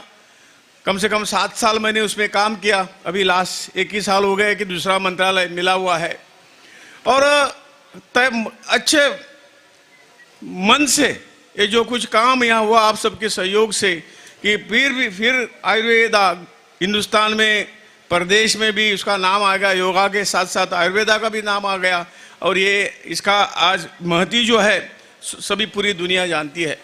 कोविड-19 के इस पैंडेमिक में भी जिस तरह से आप लोगों ने काम किया और आयुर्वेदा का और योगा का और अच्छी तरह से प्रसार पूरे दुनिया में हो गया। आज पूरे दुनिया से डिमांड है कि ये जो आपका जो पैथी है, आयुर्वेदा है, योगा है, ये सब हमारे यहाँ आप डालिए, ऐसा डिमांड आ रहा है। इतना महत्व आज हम सबको मिला है। और ये सब क्यों हुआ? आज जिसका हमने सत्कार किया, इन 4 मूर्तियां यहाँ बैठी हुई है। मेरे ख्याल से डॉक्टर सावित्री जी गायनोकोलॉजिस्ट होते हुए भी उन्होंने आयुर्वेदा का अच्छी तरह से प्रसार अपने अपने हिस्से किया है, क्योंकि आयुर्वेदा की ताकत उन्होंने जानी, परखी और लोगों को इस रास्ते में जाने के लिए कहा। तो ऐसे बहुत से लोग हैं, बाकी जो सत्कार मूर्ति है उन्होंने आयुर्वेदा अपनाया और आज ये समाज में वो सब सिखाने की कोशिश सब लोग कर रहे हैं। हम सौभाग्यशाली है कि हमारी ये परंपरा हजारों सालों की है। 5000 साल से भी ज़्यादा हमारे ऋषि मुनियों ने ये विद्या जो है ये देव विद्या है और वो उनसे ये विद्या हमारे लिए यहाँ तक आई हुई है। और आज इतने हजार साल होने के बाद भी वही फॉर्मूला, वही मेडिसिन आज भी हम सबको उसका उपयोग करने का मौका है। आज भी सब वो इफेक्ट उतना ही इफेक्टिव है। और इसलिए हम जब इसका विचार करते हैं तो बहुत अच्छा लगता है कि अपने एक अच्छा जो कुछ अच्छा काम है हमारे पूर्वजों ने हमें करके दिया है और सभी सुखी हो, कोई बीमार ना हो। आयुर्वेदा ये प्रिवेंटिव भी है, क्यूरेटिव भी है, प्रमोटिव भी है, सब कुछ इसमें है।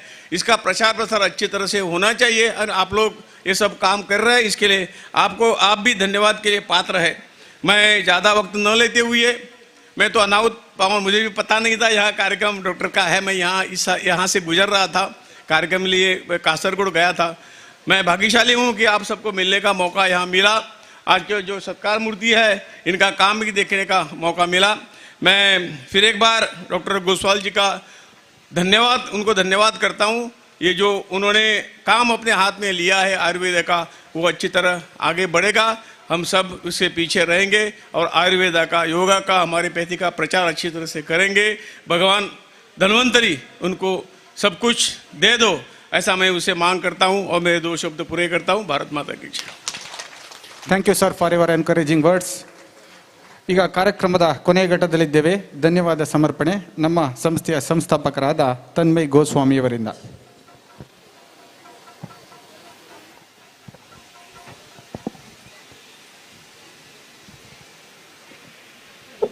ओम धम धन्वंतराय नमः। ओम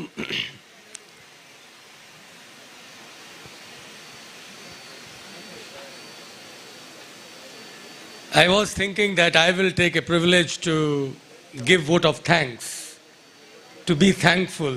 ನನ್ನ ಕೃತಜ್ಞತೆಯನ್ನು ನಾನು ಸಂಸ್ಥೆಯ ಮುಖ್ಯಸ್ಥಾಗಿ ಕೊಡಬೇಕು. ನಮ್ಮ ಈ ಸಂಸ್ಥೆಯ ಉದ್ದೇಶ ನಿಜವಾಗಿ ಈ ಜಗತ್ತಿಗೆ ಬಂದ ಮೇಲೆ 4 ಜನರಿಗೆ ಒಳ್ಳೆ ಮಾಡಲಿಕ್ಕೆ ಆಯುರ್ವೇದ ಮೂಲಕ ನಾವು ಏನು ಒಳ್ಳೆ ಮಾಡಬಹುದು ಅದೇ ಉದ್ದೇಶವಿದೆ. ದೇವರ ಧನ್ವಂತರಿ ನಮಗೆ ಈ ಒಂದು ಉದ್ದೇಶವನ್ನು ಸಾರ್ಥಕ ಮಾಡೋದಕ್ಕೋಸ್ಕರ ಶಕ್ತಿ ಕೊಡಲಿ.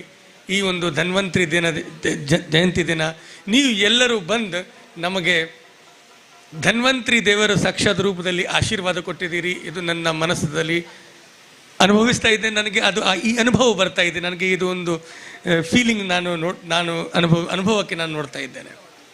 ಈ ವೇದಿಕೆಯಲ್ಲಿ ಇರುವ ಎಲ್ಲ ಗಣಮಾನ್ಯರೇ, I am very much thankful to our awardees who have given their whole life to this Ayurveda. ಇದಕ್ಕೆ ಜೀವನ ಕೊಟ್ಟಿದ್ದಾರೆ. ಅವರು ನಮ್ಮ ಈ ಕಾರ್ಯಕ್ರಮಕ್ಕೆ ಬಂದು ಈ ಅವಾರ್ಡನ್ನು ಸ್ವೀಕರಿಸಿದ್ದಾರೆ. ತುಂಬ ತುಂಬ ಧನ್ಯವಾದ. I also thanks to our vibrant energetic district commissioner mister Kurma Rao sir. The meeting was very short. He was in action, and each and every second sir was making into a result. And in 5 minutes, not even in 2 minutes, he has given me this opportunity to be his gracious presence here. Thanks is not enough. ಧನ್ಯವಾದ ಹೇಳಿದರೆ ಸಾಕಾಗಲಿಕ್ಕೆ ಇಲ್ಲ. ನಾನು ಹೃತ್ಪೂರ್ವಕವಾಗಿ ದೇವರ ಹತ್ರ ಪ್ರಾರ್ಥನೆ ಮಾಡ್ತೇನೆ. ನಮ್ಮ ಉಡುಪಿಗೆ ಅಂಥ ಒಂದು ಜಿಲ್ಲೆ ಅಧಿಕಾರಿಯವರು ಸಿಕ್ಕಿದ್ದಾರೆ. ಅವರು ಮಾರ್ಗದರ್ಶನದಲ್ಲಿ ನಮ್ಮ ಉಡುಪಿಯ ಸ್ವಾಸ್ಥ್ಯ ಚೆನ್ನಾಗಿ ಆಗ್ತದೆ. ನಾವು ಸಹ ಈ ಸ್ವಾಸ್ಥ್ಯದಲ್ಲಿ ಒಳ್ಳೆ ಕೆಲಸ ಮಾಡ್ತೇವೆ. ಒಂದ್ಸತಿ ಕ್ಲಾಪ್ ಫಾರ್ ಹಿಮ್. मैं क्या शब्दों से आभार व्यक्त करूं. मैं जब इस आयुर्वेद के क्षेत्र में विदेशों में ही कार्य कर रहा था 2016 तक, एक ऐसी घटना घटती है. Life is itself is a beautiful accident. एक ऐसी घटना घटती है कि मैं तो आदरणीय मंत्री जी को भाऊ कहता हूं, हमारे बड़े भाई हैं. एक ऐसे क्षत्रिय जो सदैव सारे लोगों के सामने सबके लिए हाथ खोल करके सहायता करते रहते हो, ऐसे दानवीर कर्ण स्वरूप आदरणीय श्रीपाद नायक भाऊ हमारे आश्रम पर चिकित्सा लेने के लिए पधारे थे 2017 में, यदि मैं गलत नहीं हूं तो, बहुत समय पहले की बात है. और उन्होंने मुझ पर अहेतु की कृपा की. एक होती है हेतु की कृपा और एक होती है अहेतु की कृपा. ಅಹೈತುಕಿ ಅಂತ ಹೇಳಿದ್ರೆ ಯಾವ ಕಾರಣ ಇಲ್ಲ, स्वार्थ इल्ला, कोई कारण नहीं, कोई स्वार्थ नहीं, कोई अपने लिए नहीं, बस तुम आयुर्वेद में अच्छा कार्य करो। इस कार्य के लिए मुझे उडुपी से दिल्ली में मिनिस्ट्री ऑफ आयुष में पहुंचाया। मैं आदरणीय श्रीपद भाऊ का बहुत बहुत आभारी हूं।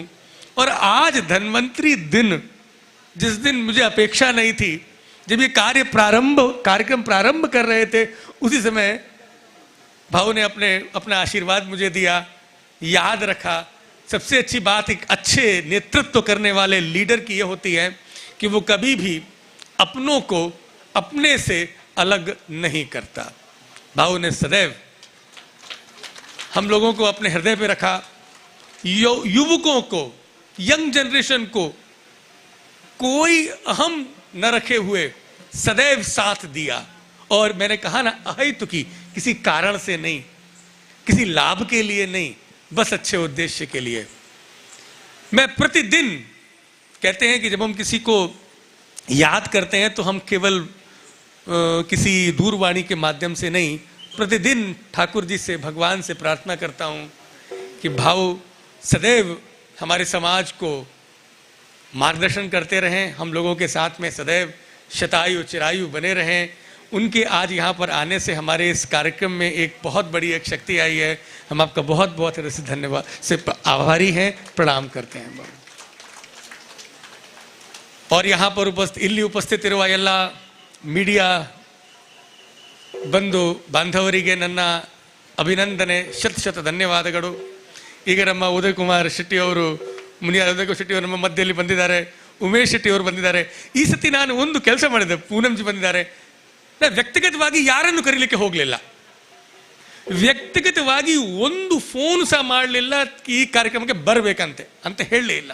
ಯಾಕೆಂದ್ರೆ ನನ್ನ ಮನಸ್ಸು ಈ ಸತಿ ಏನು ಹೇಳಿದ್ರು, ಇದು ಧನ್ವಂತರಿ ದೇವರದ ಕಾರ್ಯಕ್ರಮ, ದೇವರೇ ಪ್ರೇರಣೆ ಕೊಡಲಿ, ಜನರು ಅವ್ರ ಪ್ರೇರಣೆಯಿಂದ ಬರಲಿ, ನನ್ನಕ್ಕೋಸ್ಕರ ಬರೋದು ಬೇಡ ಅಂತ ಇದು ಒಂದು ದೊಡ್ಡ ಒಂದು ರಿಸ್ಕ್ ತಗೊಂಡಿದೆ। ಯಾಕೆಂದ್ರೆ ಇದು ನನ್ನ ಈ ಸತಿ ಒಂದು ಪ್ರಯೋಗ ಇತ್ತು, ಈ ಪ್ರಯೋಗ ಸಾರ್ಥಕವಾಯಿತು। ಇಲ್ಲಿ ಬಂದವರು ಎಲ್ಲ ಆಯುರ್ವೇದಿಕ್ ಅಭಿಮಾನಿಗಳು, ಹಿರಿಯರ ಮೇಲೆ ಅಭಿಮಾನ ಇಡೋರು, ನಿಜವಾದ ಧನ್ವಂತರಿಯ ದೇವರ ಕೃಪೆ ಸಿಕ್ಕಿದ ನಂತರ ಇಲ್ಲಿ ಕೂತ್ಕೊಂಡವರು, ಕೃಪೆ ಕೊಡೋದಕ್ಕೋಸ್ಕರ ಬಂದವರು, ನಿಮಗೆ ಚಿರ ಋಣಿಯಾಗಿ ನಾನು ಧನ್ಯವಾದ ಸಲ್ಲಿಸ್ತಾ ಇದ್ದೇನೆ। ಮತ್ತೆ ನಮ್ಮ ಸಂಸ್ಥೆಯ ಎಲ್ಲ ಸೈನಿಕರು, ನಮ್ಮ ಟೀಮ್, ಅದ್ಭುತವಾದ ಟೀಮ್ ಇದೆ ನಮ್ಮ ಸಂಸ್ಥೆಯ। ಶುಕ್ರ ನೀತಿ ಪುಸ್ತಕದಲ್ಲಿ ಹೇಳಿದ್ದಾರೆ, ಸಂಸ್ಥೆಯ ಮುಖ್ಯಸ್ಥ ತಲೆ ಮಾತ್ರ, ಶಿರಸ್ಸು।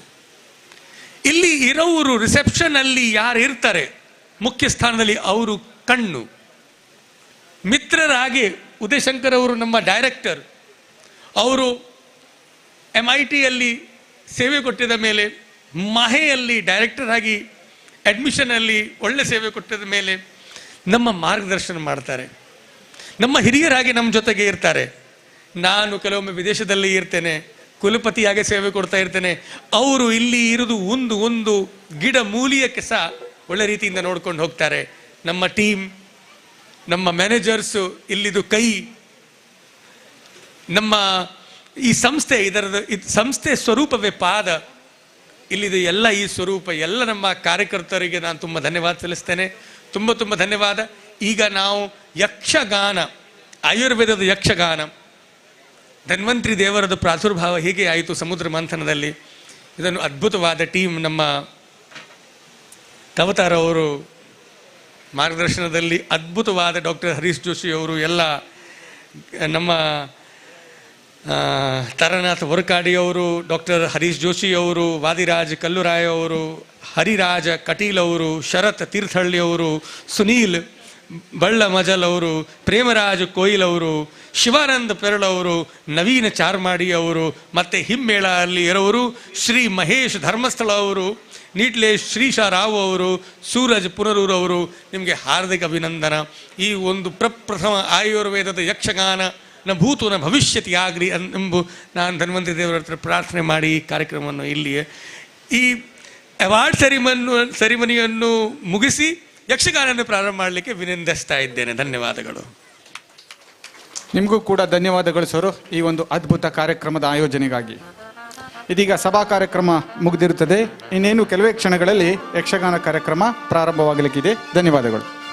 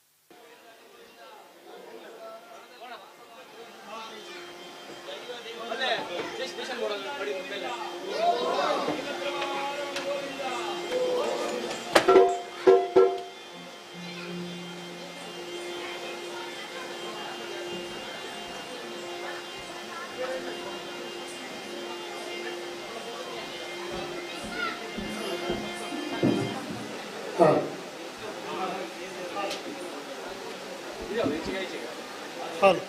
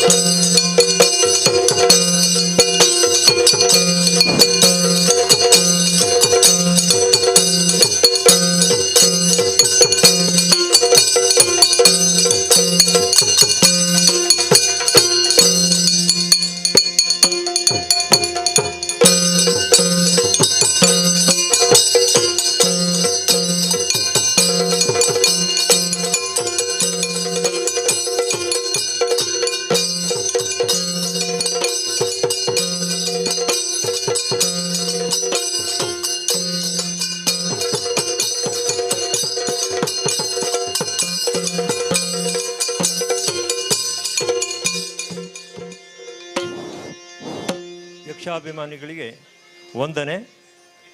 ಈ ಒಂದು ಕಾರ್ಯಕ್ರಮಕ್ಕೆ ತಮ್ಮನ್ನೆಲ್ಲ ಕಲಾವಿದರ ಪರವಾಗಿ ಹಾರ್ದಿಕವಾಗಿ ಸ್ವಾಗತಿಸ್ತಾ ಇದ್ದೇನೆ. ಇವತ್ತಿನ ನಮ್ಮ ಕಥಾಭಾಗ ದೇವವೈದ್ಯ ಧನ್ವಂತರಿ. ಹಿಮ್ಮೇಳದಲ್ಲಿ ಭಾಗವತರಾಗಿ ಮಹೇಶ್ ಧರ್ಮಸ್ಥಳ ಹಾಗೂ ಚಂಡೆಮದ್ದಳೆಯಲ್ಲಿ ನಿಡ್ಲೆ ಶೀಶರಾವ್ ಹಾಗೂ ಸೂರಜ್ ಪುನರೂರು.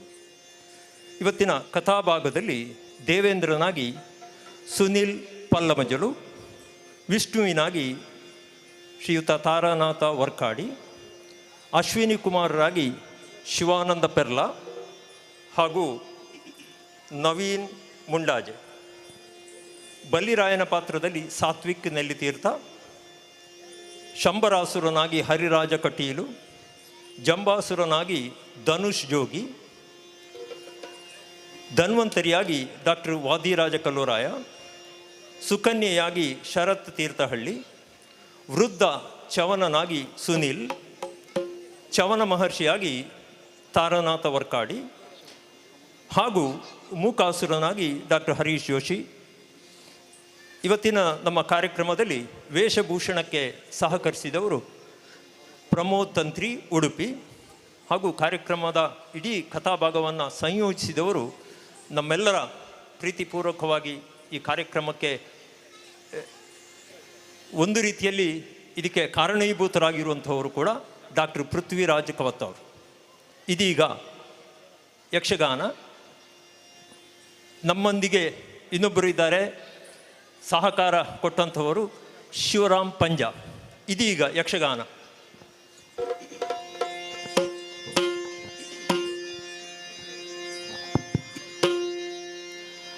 ಅಂಬರು ಹದಳನೇದ್ರೆ ಶ್ರೀ ದುರ್ಗಾಂಬಿಕೆಯ ಬಲಗೊಂಡು ಭಕ್ತಿಯೊಳು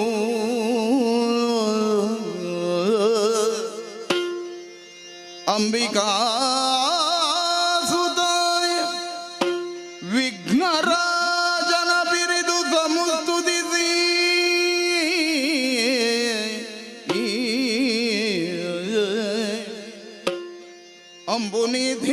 ಅಂಬುನಿಧಿಯಾತ್ಮಜೆಗೆ ಕೈ ಮುಗಿದು ಅಂಬುಜಾಸನವಾಣಿಯರ ಪಾದಾಂಬುಜಗೆ ಪೊಡಮಡುತ್ತ ವರ್ಣಿಪೆನಿ ಕಥಾಮೃತವ.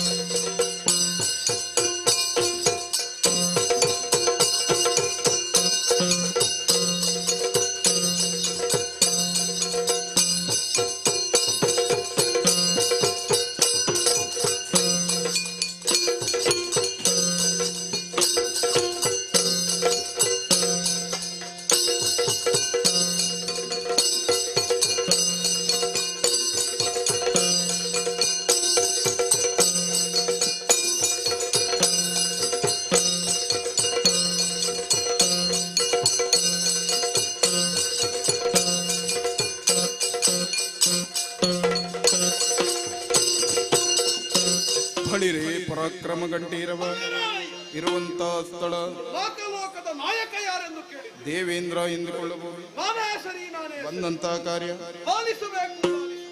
ರಂಬಾ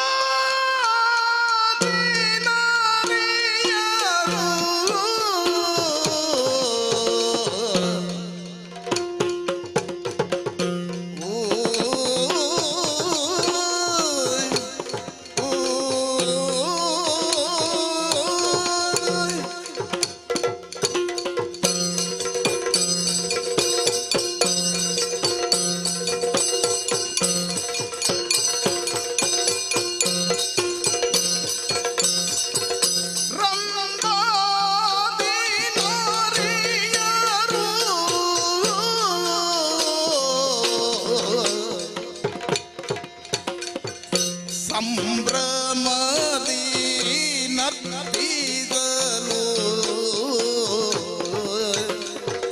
ತುಂಬಿದ ನಂದದಲ್ಲಿ ಜಂಬಾರಿ ಮೆರೆದ ಆದರ ಖಳರುದಾಯಾದ್ಯಮ ಸರದಿಂದ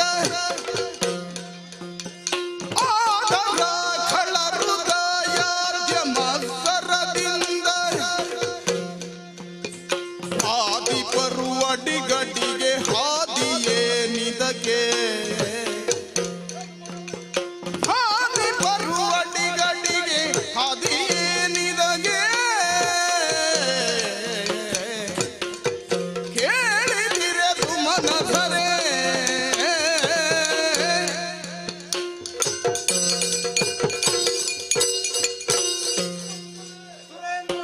ವ್ಯಕ್ತಿಯೊಬ್ಬನ ಬದುಕು ಯಶಸ್ವಿಯಾಗುವುದು ಯಾವಾಗ ಭೌತಿಕ ಮತ್ತು ಭೌತಿಕವಾದಂತಹ ಸಾಮರ್ಥ್ಯಗಳು ಎಲ್ಲವೂ ಕೂಡ ಪರಿಪೂರ್ಣವಾಗಿ ಆತನಲ್ಲಿ ಮಿಳಿತವಾಗಿದ್ದಾಗ ಮಾತ್ರ. ಹಾಗಾದರೆ ಬೌದ್ಧಿಕ ಮತ್ತು ಭೌತಿಕವಾದಂತಹ ಸ್ವಾಸ್ಥ್ಯವನ್ನು ಹೊಂದಿದವನಿಗೆ ಮಾತ್ರ ಸಾರ್ಥಕ್ಯವಾದ ಜೀವನವನ್ನು ಸಾಧಿಸುವುದಕ್ಕೆ ಸಾಧ್ಯವಾಗುತ್ತದೆ. ಈ ನೆಲೆಯಲ್ಲಿ ನೋಡುವುದಕ್ಕೆ ಹೋದರೆ ಈ ಸುರಲೋಕದ ಅಧಿಪತಿ ಎನಿಸಿಕೊಂಡಿರುವಂತಹ ಪುರಂದರನೆನ್ನು ಎನ್ನುವಂತಹ ಅಭಿನಯವುಳ್ಳ ನಾನು ಈ ಹೊತ್ತಿಗಾಗುವಾಗ ದೇವೇಂದ್ರ ಎನ್ನುವಂತಹ ಪದವಿಯನ್ನು ಅಲಂಕರಿಸಿದೆ.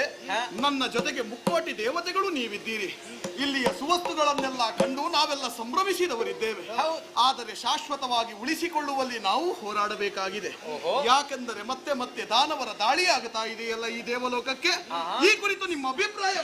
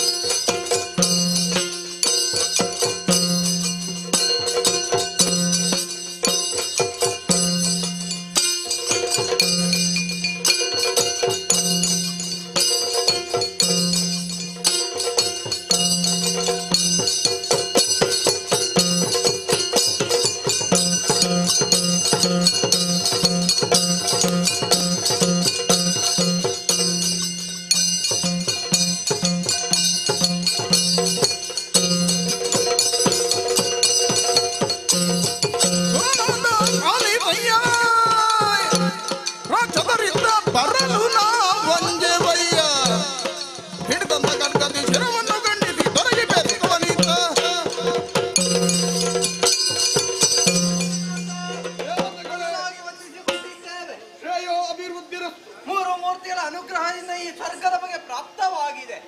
ಇದನ್ನು ಪಡೆಯುವ ಉದ್ದೇಶದಿಂದ ದಾನವರು ಅಡಿಗಡಿಗೆ ದಾಳಿಯನ್ನು ಮಾಡುತ್ತಾರೆ. ಈ ಬಗ್ಗೆ ನೀವು ಯೋಚಿಸುವುದೇ ಬೇಡ. ಇನ್ನು ಮುಂದೆ ಬಂದ್ರೆ ಅಲ್ವಾ ಶಿಕ್ಷಕು ರಕ್ಷಕು ದಕ್ಷ ಎಂದೆನಿಸಿಕೊಂಡಂತಹ ಪಕ್ಷಿವಾಹನ ದಯದಿಂದ ನಿಮ್ಮ ಮಾತುಗಳಿಂದ ಸಂತೋಷವಾಗಿದೆ. ಆದರೆ ಇಂದಿನ ಸಭೆಯಲ್ಲೊಂದು ವಿಚಾರವಿದೆಯಲ್ಲ.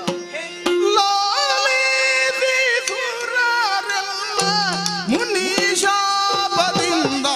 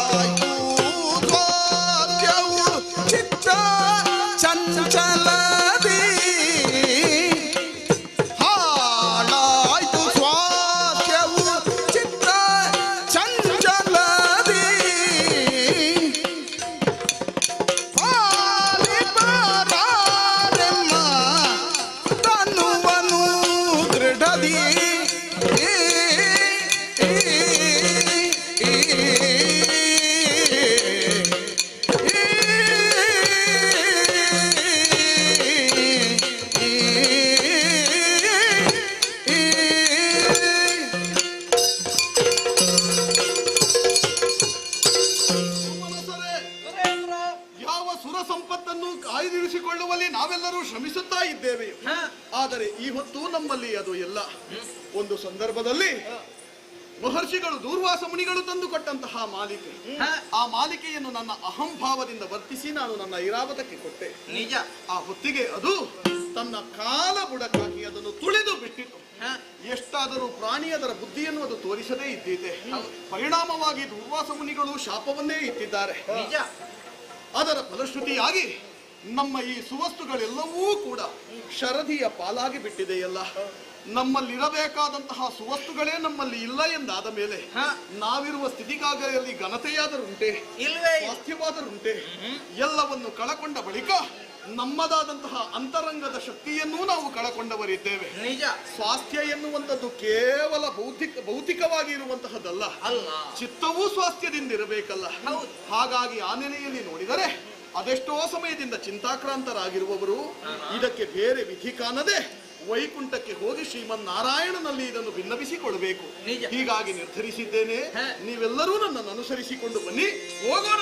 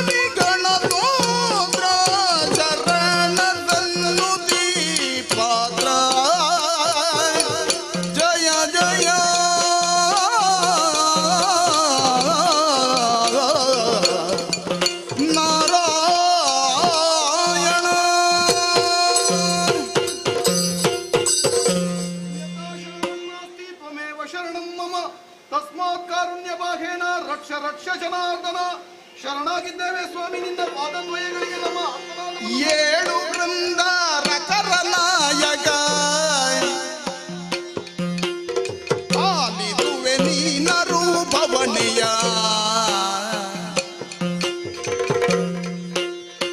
ಆಲಿದುವೆ ನೀನರು ಭವನೆಯ ಕೂಳರಿತ್ತರು ನಾಳಿಯನು ದುರಜಾಲಗಿಂದು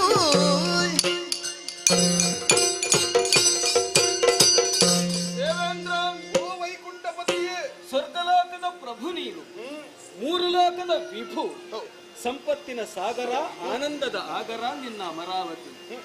ಆ ಸಂತೋಷ ಸೌಭಾಗ್ಯಗಳನ್ನು ಅನುಭವಿಸುವಂತಹ ಕಳೆ ನಿನ್ನ ಮುಖದಲ್ಲಿ ಕಾಣಿಸುತ್ತಾ ಇಲ್ಲ. ಈ ದುಃಖಕ್ಕೆ ಕಾರಣವೇನು? ರಾಕ್ಷಸರ ದಾಳಿಯಾಯಿತೆ?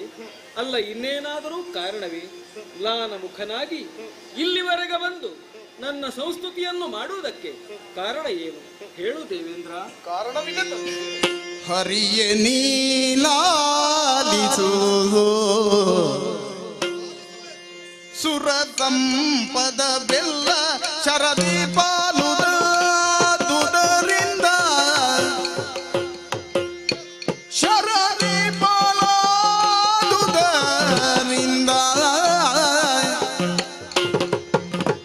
ದುರಿತದಿಂದಲೇ ತನು ಮನ ಕುಂದಿದು ಕರುಣಿದು ಪರಿಹಾರವ ಹರಿಯೇ.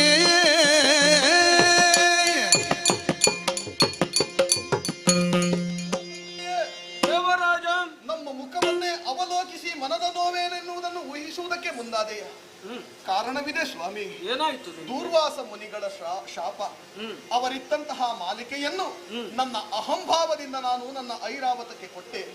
ಅದರ ಪರಿಣಾಮದಿಂದಲಾಗಿ ಅವರಿತ್ತಂತಹ ಶಾಪವನ್ನು ಎದುರಿಸಬೇಕಾಯಿತು. ಈ ಹೊತ್ತು ನಮ್ಮ ಸುವಸ್ತುಗಳೆಲ್ಲವೂ ಕೂಡ ಶರಧಿಯ ಪಾಲಾಗಿದೆ. ಯಾವ ವಸ್ತುಗಳಿಂದ ನಮಗೊಂದು ಚೈತನ್ಯ ಅನ್ನುವಂತಹದ್ದಿತ್ತು ಅದೆಲ್ಲವನ್ನು ಕಳಕೊಂಡಿದ್ದೇವೆ. ನಮ್ಮ ಸ್ವಾಸ್ಥ್ಯ ಕೆಟ್ಟು ಹೋಗಿದೆ ಸ್ವಾಮಿ. ಭೌತಿಕವಾಗಿ ನಾವು ಹೀಗಿದ್ದೇವೆ.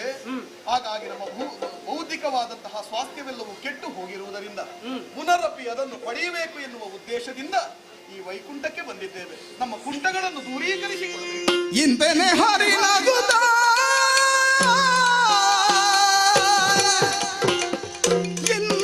ಹರಿನಗುತ್ತ ಜಲದಿಯ ಮಂತಿಸಿ ನೀವು ಸತತ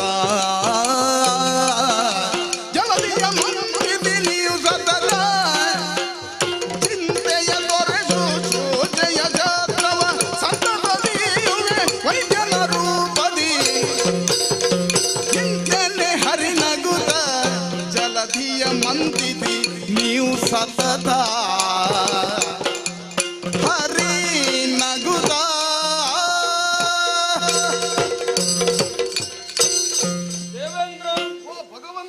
ಸ್ವರ್ಗಲೋಕಕ್ಕೆ ರಾಕ್ಷಸರು ಬರುವುದು, ನಿನಗೆ ಹಿಂಸೆಯನ್ನು ನೀಡುವುದು, ನಿನ್ನನ್ನು ಬಡಿದೋಡಿಸುವುದು, ಇದು ಇದ್ದದ್ದೇ. ಈ ಸಲ ಮಾತ್ರ ಹಾಗಲ್ಲ. ಋಷಿಗಳಿಂದ ಶಾಪಗ್ರಸ್ತನಾಗಿ ಸ್ವರ್ಗಲೋಕದ ಸರ್ವ ಸಂಪತ್ತನ್ನೂ ನೀಗಿಕೊಂಡು ಬಹಳ ದುಃಖದಿಂದ ಇಲ್ಲಿವರೆಗೆ ಬಂದಿದ್ದು. ದೊಡ್ಡ ಸಮಸ್ಯೆ ಇದು. ಋಷಿ ಶಾಪ ಹುಸಿಯಾಗುವುದಕ್ಕೆ ಯಾವ ಕಾಲಕ್ಕೂ ಸಾಧ್ಯವೇ ಇಲ್ಲ. ಅದರಂತೆ ನಿನ್ನ ಸ್ವರ್ಗದ ಸಂಪತ್ತೆಲ್ಲ ಸಮುದ್ರ ಪಾಲಾಗಿದೆ. ಅದನ್ನು ನೀನು ಮರಳಿ ಪಡೆಯಬೇಕು. ಅದಕ್ಕೆ ನಾನು ಕಂಡುಕೊಂಡಂತಹ ದಾರಿ ಏನು ಗೊತ್ತಾ? ಏನು ತಂದೆ? ಸಮುದ್ರ ಮಥನ. ಮೊಸರನ್ನು ಕಡೆದಾಗ ಬೆಣ್ಣೆ ಹೇಗೆ ಬರುತ್ತದೆಯೋ ಹಾಗೆ ಸಮುದ್ರದ ತಳದಲ್ಲಿ ಇರತಕ್ಕಂತಹ ಸರ್ವ ಸುವಸ್ತುಗಳು ಮರಳಿ ಪಡೆಯಬೇಕು ಅಂತಾದ್ರೆ ನೀವೆಲ್ಲ ಸಮುದ್ರ ಮಥನವನ್ನು ಮಾಡಬೇಕು. ಅದನ್ನು ಸಾಧ್ಯವಾಗಿಸುವುದು ಹೇಗೆ ತಂದೆ?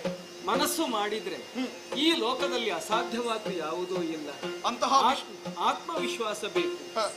ಅಸಾಧ್ಯವಾದನ್ನು ಸಾಧಿಸುವುದಕ್ಕೆ ಸಾಧ್ಯ. ಅದಕ್ಕೆ ದಾರಿಯನ್ನು ನೀನೇ ತೋರಿಸಿಕೊಡಬೇಕು. ಹೌದಯ್ಯ. ಸಮುದ್ರ ಮಥನ ಅಂತ ಹೇಳುವಾಗ ಅದಕ್ಕೊಂದು ದೊಡ್ಡ ಕಡೆಗೋಲು ಬೇಕಲ್ಲ? ಖಂಡಿತವಾಗಿ. ಎಳೆಯುವುದಕ್ಕೆ ಹಗ್ಗ ಬೇಕಲ್ಲ? ಅದೇ ನನ್ನ ಮನದಲ್ಲಿ ಮೂಡಿದ ಪ್ರಶ್ನೆ. ಸಾಮಾನ್ಯವಾದ್ದು ಸಾಕಾಗುವುದಿಲ್ಲ. ಮಂದರಗಿರಿಯನ್ನು ಕಡೆಗೋಲನ್ನಾಗಿ ಬಳಸಿಕೊಂಡು ವಾಸುಕಿಯನ್ನು ಹಗ್ಗವಾಗಿ ವಿನಿಯೋಗಿಸಿಕೊಂಡು ನೀವು ಸಮುದ್ರ ಮಥನವನ್ನು ಮಾಡಬೇಕು. ಇಷ್ಟನ್ನು ಮಾಡಬೇಕು ಅಂತ ಇದ್ರೆ ನಿಮ್ಮ ಶಕ್ತಿ ಸಾಕಾಗುತ್ತದೆ? ಸಾಧ್ಯವೇ ಇಲ್ಲ. ಅದಕ್ಕಾಗಿ ನೀನೊಂದು ಕೆಲಸವನ್ನು ಮಾಡಬೇಕು. ಏನು ತಂದೆ? ಈ ಸಂದರ್ಭದಲ್ಲಿ ಆ ರಾಕ್ಷಸರ ಸಹಾಯವನ್ನು ಪಡೆಯಬೇಕು. ರಾಕ್ಷಸರು 33 ಕೋಟಿ ದೇವತೆಗಳು, ಹಾಗೆ 66 ಕೋಟಿ ರಾಕ್ಷಸರು, ಒಟ್ಟು 99 ಕೋಟಿ ಸೇರಿಕೊಂಡು ಸಮುದ್ರವನ್ನು ಕಡೆದಾಗ ನೀವು ಯಾವ ಇಚ್ಛೆಯಿಂದ ಆ ಕೆಲಸವನ್ನು ಮಾಡುತ್ತೀರೋ ಅದು ಪೂರೈಸುವುದಕ್ಕೆ ಸಾಧ್ಯ. ನಿನಗೊಂದು ಸಂಕೋಚ ಈಗ ಕಾಡಬಹುದು, ರಾಕ್ಷಸರಲ್ಲಿ ಮತ್ತೆ ಸ್ನೇಹವೇ ಅಂತ. ಮಹತ್ ಕಾರ್ಯವನ್ನು ಮಾಡುವಾಗ ದ್ವೇಷವನ್ನು ಬದಿಗಿಡಬೇಕು. ರಾಕ್ಷಸರನ್ನು ಕಂಡ್ರೆ ದೇವತೆಗಳಿಗೆ, ದೇವತೆಗಳನ್ನು ಕಂಡ್ರೆ ರಾಕ್ಷಸರಿಗೆ ಆಗುವುದಿಲ್ಲ. ಜನ್ಮತಾ ದ್ವೇಷ ಇದೆ. ಆದರೆ ದ್ವೇಷವನ್ನು ಇಟ್ಟುಕೊಂಡ್ರೆ ಈ ಸಮಾಜದಲ್ಲಿ ಶ್ರೇಷ್ಠವಾದ ಕೆಲಸವನ್ನು ಸಾಧಿಸುವುದಕ್ಕೆ ಸಾಧ್ಯ ಇಲ್ಲ. ದೇಶವನ್ನು ಬದಿಗಿಟ್ಟು ಎಲ್ಲರೂ ಪರಸ್ಪರ ಒಂದಾಗಿ ಸಂಘಟಿತರಾದರೆ ಮಹತ್ ಕಾರ್ಯವನ್ನು ಸಾಧಿಸುವುದಕ್ಕೆ ಸಾಧ್ಯ ಅಂತ ನೀವು ಲೋಕಕ್ಕೆ ತೋರಿಸಿಕೊಡಬೇಕು. ಇಲ್ಲಿ ನನ್ನದು ಒಂದು ಸಂಕಲ್ಪ ಇದೆ. ಏನು ಸ್ವಾಮಿ? ನೀನೇ ಅಂದೇ ಅಲ್ಲ, ಲೋಕದಲ್ಲಿ ರೋಗ ರುಜಿನಗಳು, ಕಷ್ಟ ಕಾರ್ಪಣ್ಯಗಳು, ತೊಂದರೆಗಳು ಇವೆಲ್ಲ ಇದೆ ಬಹಳವಾಗಿ. ಯಾಕಂದ್ರೆ ರಾಕ್ಷಸರ ಆಳ್ವಿಕೆ, ದೇವತೆಗಳ ಆಳ್ವಿಕೆ ಆದ್ರೆ ಆ ಸಮಸ್ಯೆ ಇಲ್ಲ. ರಾಕ್ಷಸರದ್ದು ದೇವತೆಗಳಿಗೆ ವಿರುದ್ಧವಾದಂತಹ ಜೀವನ ವಿಧಾನ. ಆದ್ದರಿಂದಲೇ ರೋಗ ರುಜಿನಗಳು ಇತ್ಯಾದಿ ಬರುತ್ತದೆ. ಅದಕ್ಕಾಗಿ ವ್ಯಾಧಿಯ ನಿವಾರಣೆಗಾಗಿ, ವ್ಯಾಧಿ ಅಂದ್ರೆ ಬಾಧೆ ತಾನೆ, ಶಾರೀರಿಕವಾಗಿ ಇರಬಹುದು, ಮಾನಸಿಕವಾಗಿರಬಹುದು, ಅದರ ನಿವಾರಣೆ ಆಗಬೇಕು ಅಂತಾದ್ರೆ ಔಷಧಿ ಎಂಬಂತಹ ಪದಾರ್ಥ ಬೇಕಾಗುತ್ತದೆ. ಸಮುದ್ರ ಮಥನ ಮಾಡಿದಾಗ ಅದರಲ್ಲಿ ಔಷಧಿಗಳ ಎಲ್ಲ ಸಮೂಹವೆನಿಸಿದ ದಿವ್ಯವಾದ ಅಮೃತವನ್ನು ಪಡೆಯುವುದಕ್ಕೆ ಸಾಧ್ಯ. ನಾನೇ ವೈದ್ಯನಾಗಿ ಆ ಅಮೃತವೆಂಬಂತಹ ದಿವ್ಯ ಸುವಸ್ತುವನ್ನು ಈ ಲೋಕಕ್ಕೆ ಕಾಣಿಕೆಯಾಗಿ ಕೊಡುತ್ತೇನೆ. ಇದರಿಂದ ನಿಮಗೆ ಅಳಸಿದಂತಹ ರೋಗ ರುಜಿನಗಳು, ವ್ಯಾಧಿಗಳು, ಬಾಧೆಗಳು ಎಲ್ಲ ನಿವಾರಣೆ ಆಗುವಂತಹ ವ್ಯವಸ್ಥೆಯನ್ನು ನಾನು ಮಾಡುತ್ತೇನೆ. ಮೊದಲಾಗಿ ನೀವೆಲ್ಲರೂ ಒಟ್ಟಾಗಿ ಆ ರಾಕ್ಷಸನ ಬಳಿಗೆ ಹೋಗಿ ಅವನಲ್ಲಿ ನೀವು ಸ್ನೇಹವನ್ನು ಮಾಡಿಕೊಳ್ಳಿ. ಈ ಸಮುದ್ರ ಮಂಥನದಂತಹ ಮಹತ್ ಕಾರ್ಯಕ್ಕೆ ಅವನ ಮನವೊಲಿಸಿ.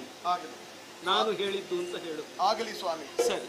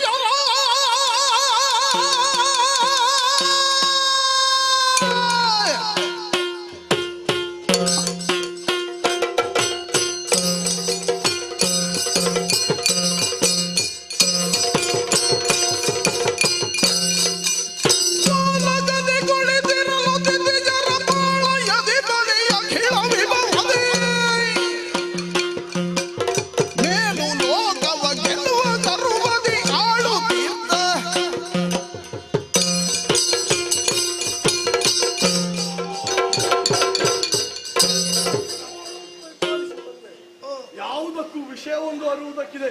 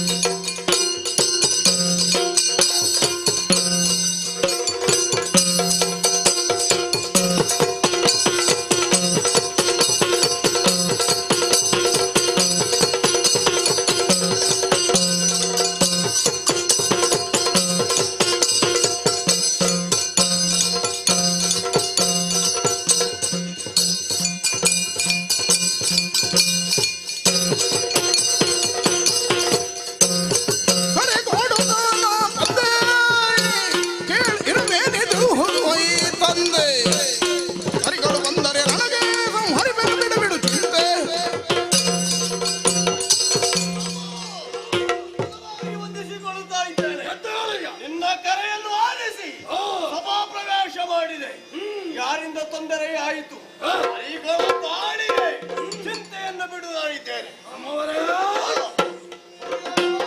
ಜನರಿಂದಲೂ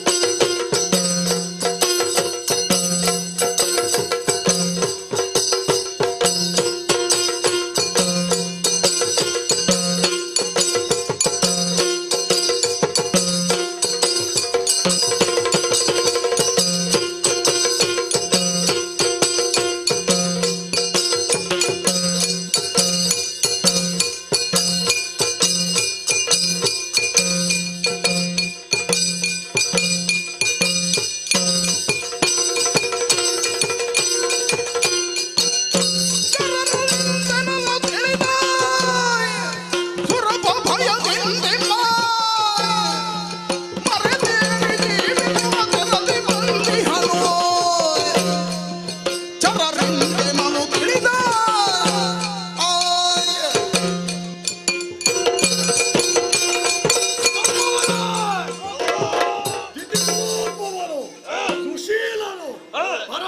ಶರಣೆನಿಸಿದ ಪ್ರಹ್ಲಾದನಿಗೆ ಮೊಮ್ಮಗನಾಗಿ ಐರೋಚವಿ ಎಂದು ಮಹಾಬಲಿ ಎಂದು ಖ್ಯಾತನಾಗಿದ್ದೇನೆ.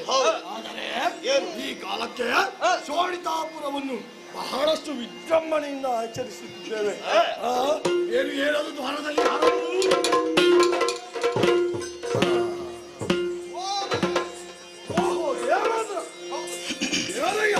ಬಂದೋದೇ ಸುರಪತಿ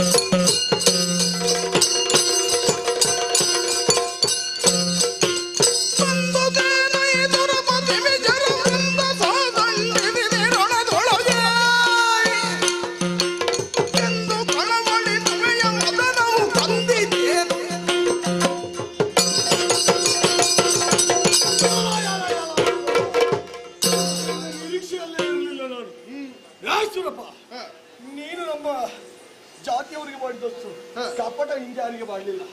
ಹಾಗಂತೇಳಿ ಈಗ ನನಗೇನು ಮಾಡ್ಲಿಕ್ಕೆ ಬಂದಿದೆಯೋ ಇಲ್ಲಿಗೆ ಬರುವುದಕ್ಕೆ ಕಾರಣವಿದೆ. ನಾನಿತು ಬಲಿರಾಜ ಕೀರ್ತಿ ವಿಶಾಲ ಭಾನು ತೇಜ